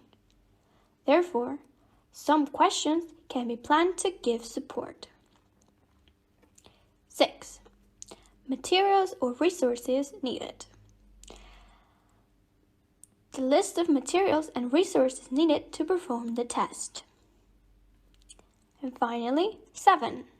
Define the parameters to be collected according to the objectives. It's recommended that the evaluation is carried out in a specific environment focused on face-to-face experimentation. If the person evaluating is in the same environment, the interaction is more friendly and body signals can be detected. The evaluation should be moderated by a facilitator in order to obtain insights close to design and to ask the user if there are doubts at the same time of the test. It also encourages more and better feedback from the participants. The test phase is the part in which the experiment is carried out. In this stage, the previously designed planning should be applied. In order to carry out the experimentation, it is recommended to have a space dedicated exclusively to it, a test zone. This room should have 2 well-defined spaces. One is the experimentation area, the area where the facilitator or facilitators of the session, the users, and the object of study are located. This area can be prepared with cameras and microphones to record the session. The second is the observation area, the area where the observer or observers are located and kept out of the way so there are no interferences with the design dynamics. They can have all the necessary materials they need for data collection. The next phase is the data analysis. The analysis is based on the parameters established during the planning and collected during the test phase. The data analysis is structured as follows. First, the data collection. In order to convert the results of the research into insights which will help us generate ideas, we must first sort and process what we have learned and produced in the research. This is important to collect the data according to an indexing strategy proposed by the whole team. Second is information clustering. The next step is to look for patterns in the information by identifying meanings, needs, problems, and motivations. This is when the team transforms, destroys, generates information, and creates new clusters. In this case, we recommend to Review the data from different points of view. Identify broad themes or questions. Title the clusters to highlight the findings. Consider verbalisms to explain each cluster. Synthesize and analyze. Third and finally, the insights. Once these groups of findings have been identified, insights have to be researched. An insight is the product of the research that awakens or illuminates a challenge for the design. We recommend to look for key moments that allow you to see the challenge in a different way. Insights are usually connected to a need or deep problem. Information that is less relevant can be discarded. Insights can be evaluated with people who are not part of the project in order to validate it. For insights to take a new practical dimension and greater meaning for the project, models need to be sketched to communicate the information. The findings are represented in a visual and schematic way. This representation of the results helps to identify areas of opportunity relevant to the design. This is called insights modeling. Thank you for your attention.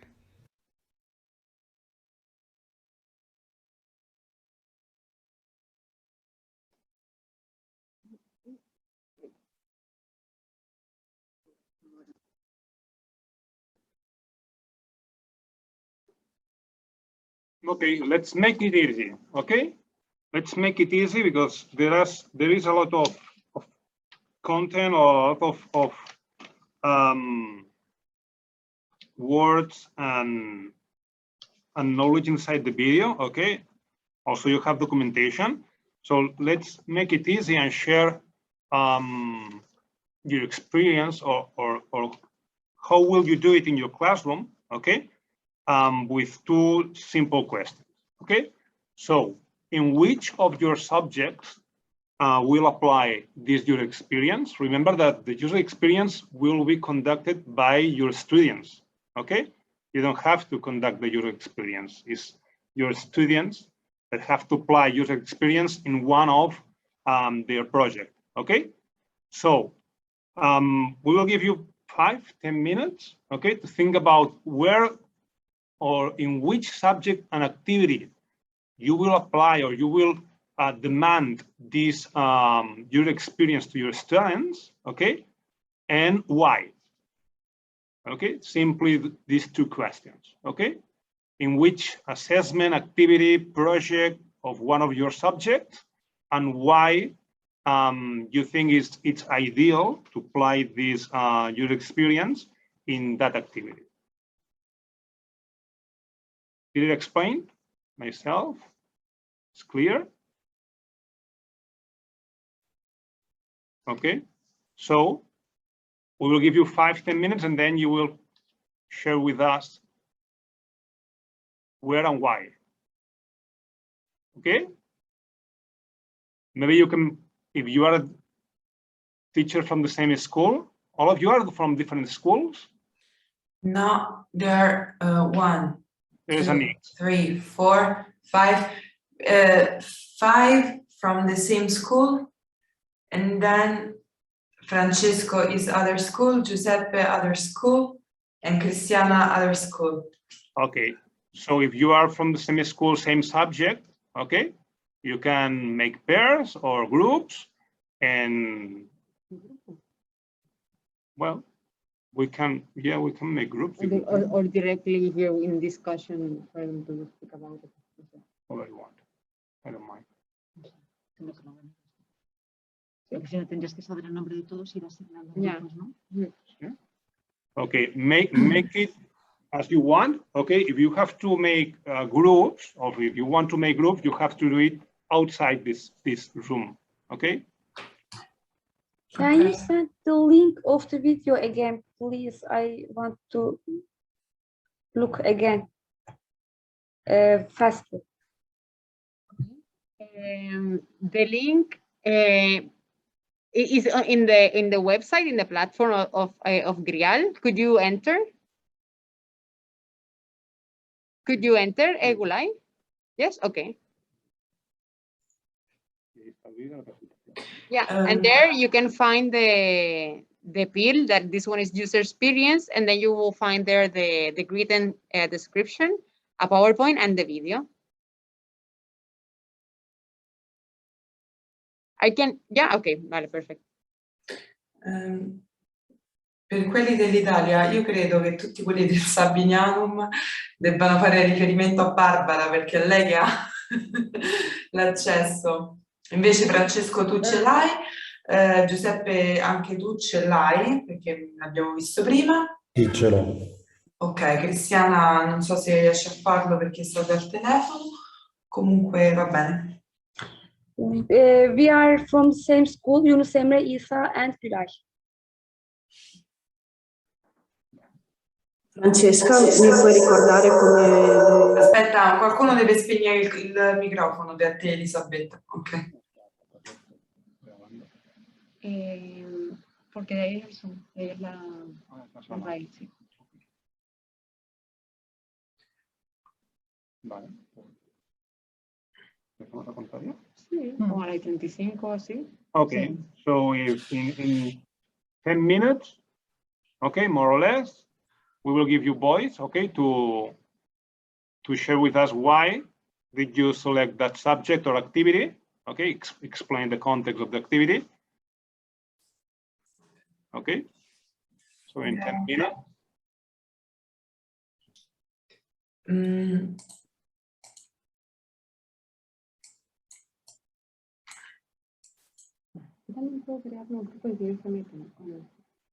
Supongo que sí con el No lo más. tengo claro. Pero creo que tienes que ir asignando.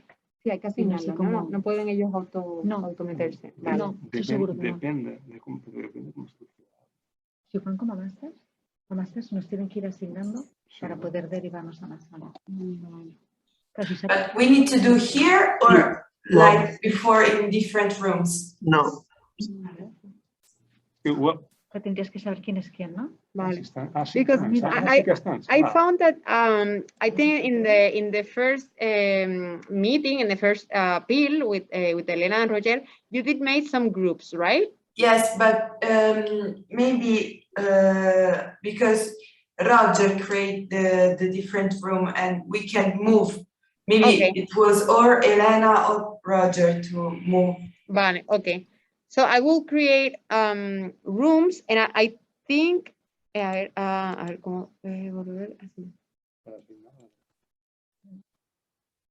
Vale, por ejemplo, en la 6, por decir. Hay una parte que... A ver. Or we can do Italy and... Vale. Ya está, que veamos los grupos y que ellos se asignen. Vale. So I will create some rooms, and then you can choose, no? Okay. I will put some, and then these ones I will eliminate them. Okay. Sì. Quindi l'Italia tutta in un gruppo. Okay. Vale, and then we have from 5 to 9, no, and then you can go directly, like choose one and then just go inside. I think you're not able. When we see the access, we move, but we can see that. Okay, ahora sí, iniciar toda la sesión. Okay, ahora. Now you have the room. Okay. Okay. Okay. Wow. Italia, direi muoviamoci tutti nella stanza 5. Italy in... Per muoversi in stanza 5 cosa si fa? Sessioni secondarie? 15'e gidebilir. Ok, 5, ok, trovato, sì. Turkey 15. 15. Ok. Io aspetto un attimo che entrate tutti. Giuseppe, lo devi fare tu, eh? Cioè, sei tu che devi entrare. Devo cliccare su 5, di fatto. Sì, tu devi cliccare su 5. Estar en contador, hemos activado y eso es genial. Porque entonces ok, grazie. salen y charlan tal cual y les cortamos todo el rollo. Anche allora, Oppo A37 A73 credo sia Sì, lunga. Oppo sono io, sto cercando di... Ah, ecco qua, ho trovato. Sì, vai su 5. Pasquale, non so chi sia, non so se ci senti, entra nella stanza numero 5. Grazie. No, han cogido solo 15. Bueno, hay algunos que no están asignados, ¿no? Los de arriba no. Es que creo que una gran mayoría están en este, que es el de la Francesca. Ah, claro. Hay 3 que aún no están asignados, que son Podéis la quitar el audio Kirsten, ahora, ¿qué tal? el Pascual, no sé qué. Kirsten, no creo que. Ah, es verdad. Ahí hay la Kirsten, que aún no se ha No ha movido. entrado. Mira ahora. Ah, no sé si está sola la Kirsten. Es esta. Claro. Asignado a la sala. Sí, Kirsten. estoy sola hoy, sí. Hola. Ah, Hola. no tienes equipo. No, parece que todos tienen clase o otra vale, cosa ok. y nadie tiene tiempo y Ok. así estoy sola. Bueno, si puedes tú también pensar, ¿no? Como que darle un poco de casco a qué asignatura a lo mejor podrías aplicar esto de experiencia de usuario y por qué. Bueno, pues después lo traemos si quieres a discusión acá con el resto. Ya, eso lo voy a hablar con los de ciencias naturales porque, bueno, yo tengo historia, alemán y español, ahí normalmente no hacemos experimentos, ¿no? Entonces, en mis asignaturas es difícil, ¿no? Sí, ok. Vale, bien. Lo voy a hablar, más tarde voy a hablar con Halit, el que va a dar la clase de física, o sea, la parte de física, y Sí. él seguro que sí tiene más experiencia con esto, ¿no? Vale. Ok, perfecto. Vale, Kristen, muy bien, pues gracias. ¿Has visto el email que te he mandado? No, todavía no, pero ya lo miraré, o si no ahora, mañana por la mañana, ¿ok? Ya, ok. Vale. Porque, bueno, ya casi tengo todo lo que necesito. Vale. Solo tengo algunas preguntas, algunas dudas sobre lo que tengo que hacer de manera diferente en este reporte de junio hasta septiembre. Vale, perfecto. Pues yo te contesto, si no hoy por la tarde, ya mañana por la mañana, ¿está bien? Ya, ok, entonces creo que ya lo puedo terminar entonces mañana o lo más tarde el miércoles. ¿Está bien? Ah, perfecto. Ya. Bueno. Ok, perfecto. Gracias, Kristen. Vale, pues, si quieren, quitamos ahí un poquito.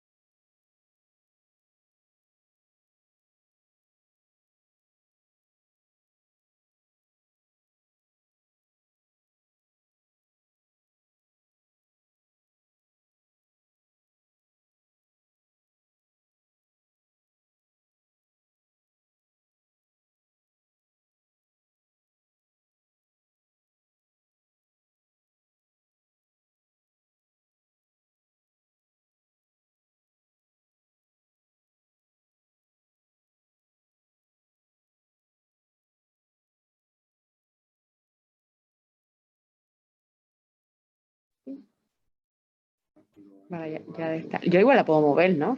Sí, A ver. ya van a entrar. Vale, vale.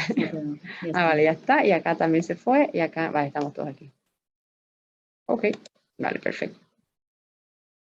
¿Quieren que lo ponga grande ya o lo ven bien? ¿Sí, no? Vale. Vale, perfecto. So, how was it? Who wants to start?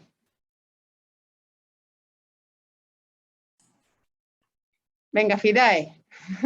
Cristiana for Italy. Yes, hi everybody.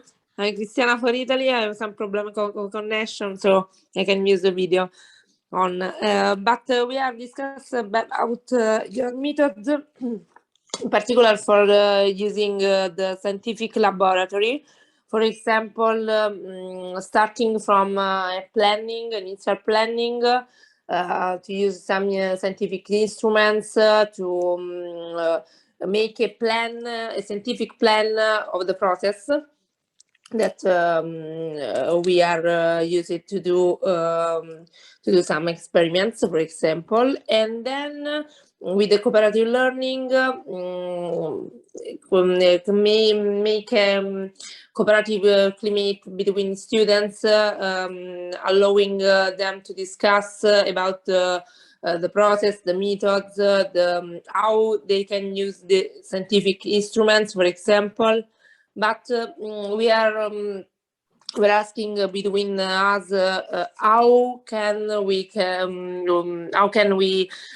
introduce a new figure between students to control the various process, the plan that we are following to obtain a result and so on. So we want to ask you if it is possible in this STEAM lab method to introduce a new character between the participants of the scientific lab, for example, as controller of the process. If could be an useful idea in a new idea to introduce a new figure between the students to control and monitoring the process, if it is possible, or if it is not correct with the STEAM lab topic. El contenido es que tiene un laboratorio, ¿no? Y utilizar a los alumnos como el control del, pero no sé si, is to Cristiana, is yes. to evaluate, o sea, you're saying, sorry, just more to know if I understood your question. You're talking about using the students as the control, yes. ¿no? Como que giving them different, o sea, different things to evaluate, could be? Yes, perfectly. Okay. One of the students, yes, as a figure of evaluator of the process, yes. Okay. Yes. Yeah. Possible in a STEAM lab. Yeah, of course. Okay. Yes, okay. yes. Okay. Okay, thank you.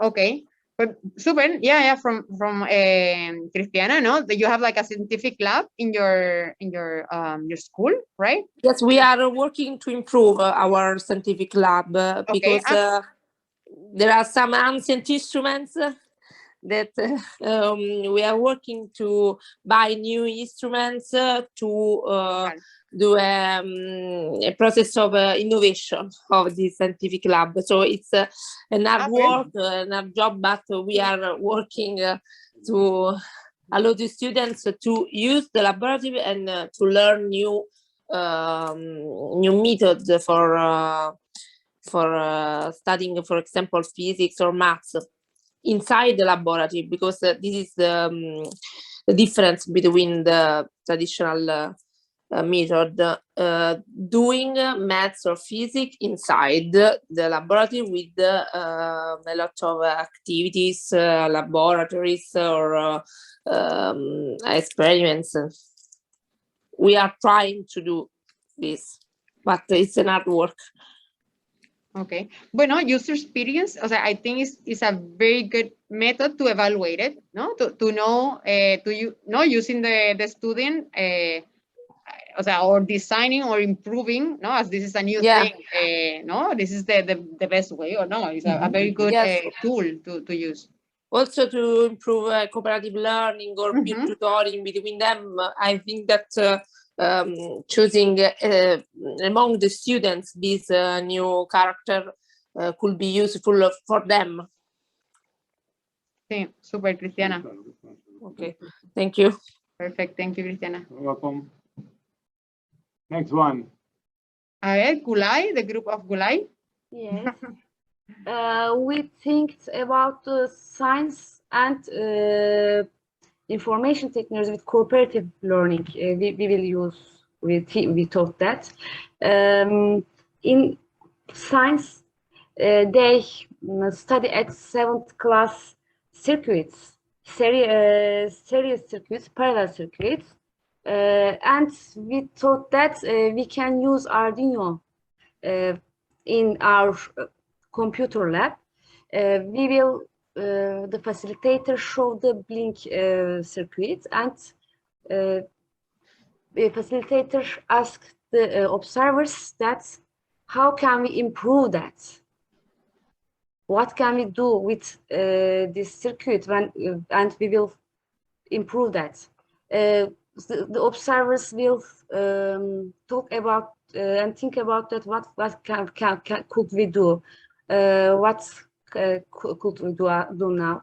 Then they can think that we can make a traffic lamp or any 5 or 3 lamps.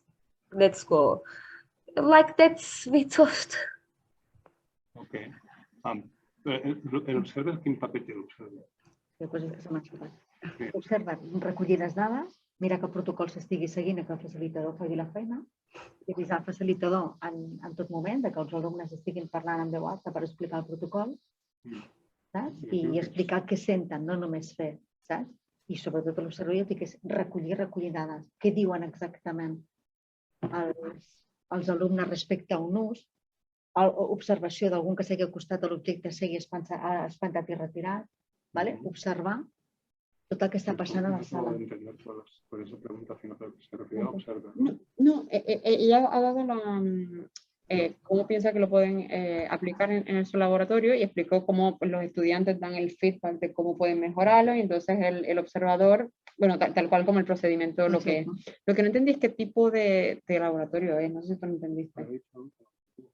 Okay. Gulay, sorry, the type of laboratory or the subject, which one is it? It's we have materials, Arduino sets in our school. We use them in our school, and we worked cooperative working with the other lessons. The material is okay. Arduino. Okay. The science Arduino. In the science lesson, they will learn electronic. Okay, vale, okay. Electronic, parallel electronic. And after that, we will do an experimental lesson. How can you use in the real life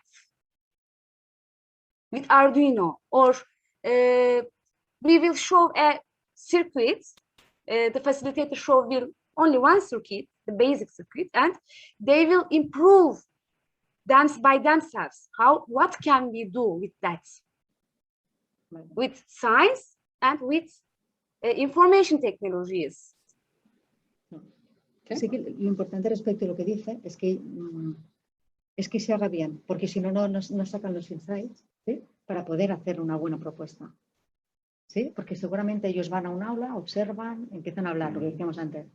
Lo importante es hacer un protocolo, tareas o acciones concretas que se quieran evaluar, que los chicos hagan el trabajo y que después se recojan estos datos según lo que se ha planificado al inicio. Sí, es hacer lo mismo, pero el UX lo que les puede dar es un buen protocolo de actuación para que la sesión sea más útil. Exacto. ¿Lo quieres comentar? Okay. Well, I know that the specialist was saying that the important thing will be, o sea, to use user experience, o sea, the protocol of user experience to be very specific in the steps, no? For example, in the task that you are giving to the students, that they are very specific, okay? Instead of, no, como que, I think somehow you have already thought of them, no? The circuits, these sort of things. And also in the collection of the information, no, to be very specific in how you collect the information, no? Mm-hmm. No, they will improve that by themselves, I think. Okay, okay, okay. They will improve that by themselves. I will not show the after steps, the other steps. They will improve. Evaluar la manera de cómo mejorar esta, ¿no? Esta.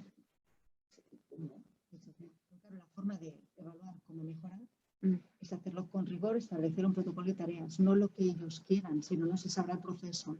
Que esto también puede ser como objetivo mejorar el producto o mejorar la acción.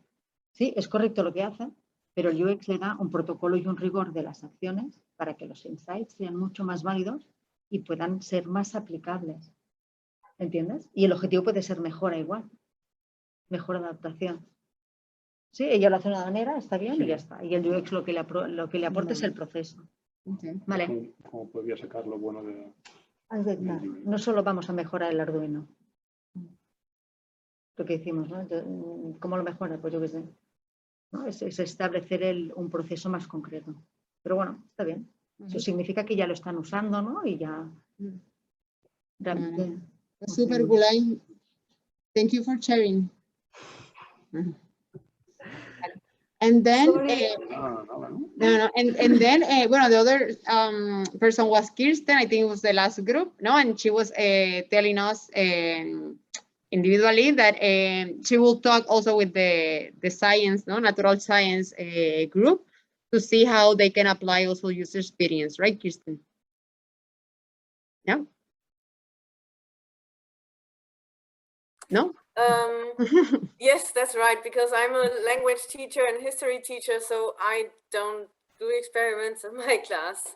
Okay. So I'm going to talk to the others too. Okay.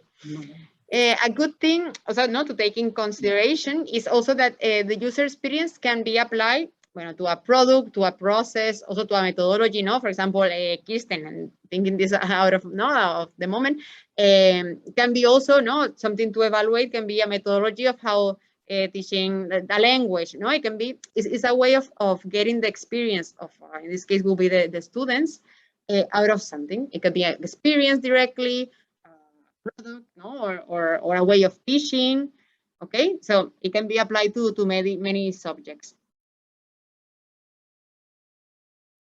Regarding the topic, questions or comments or things that you want to add, for us to learn from the things that you have already done. Can I ask something? Yes, Is this method like that? Is this method like that? Philosophia for children. There is a facilitator and there is an observer. We sometimes do that. We give a think. We say something to students and we talk about that. This facilitator and observer. Is this like that? Esta cosa. Me he perdido en el... But for STEAM, not philosophia. Okay. You're asking, for example, a subject like philosophy, no? Yeah, you correct me.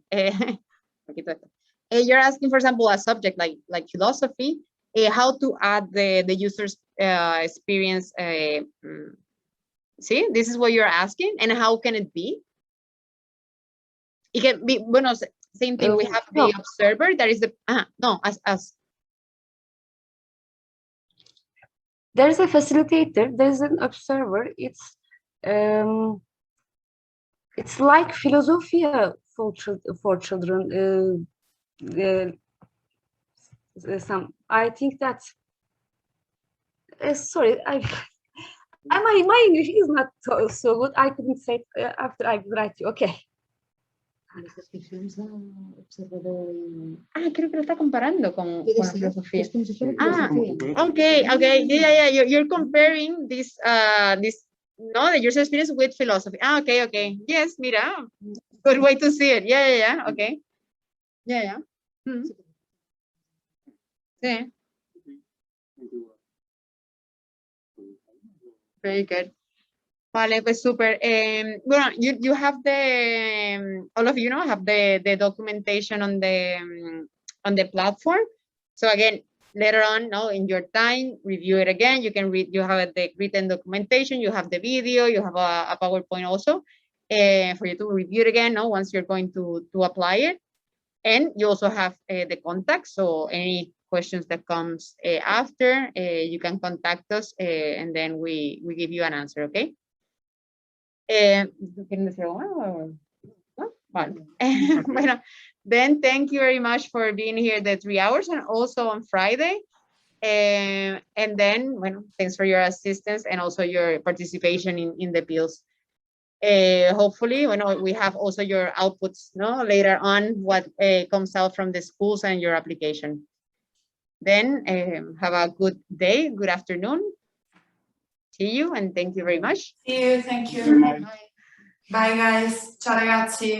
Qualsiasi cosa scrivetemi, io vi mando la mail comunque domani, ok? Grazie, ciao. Ciao. Ciao.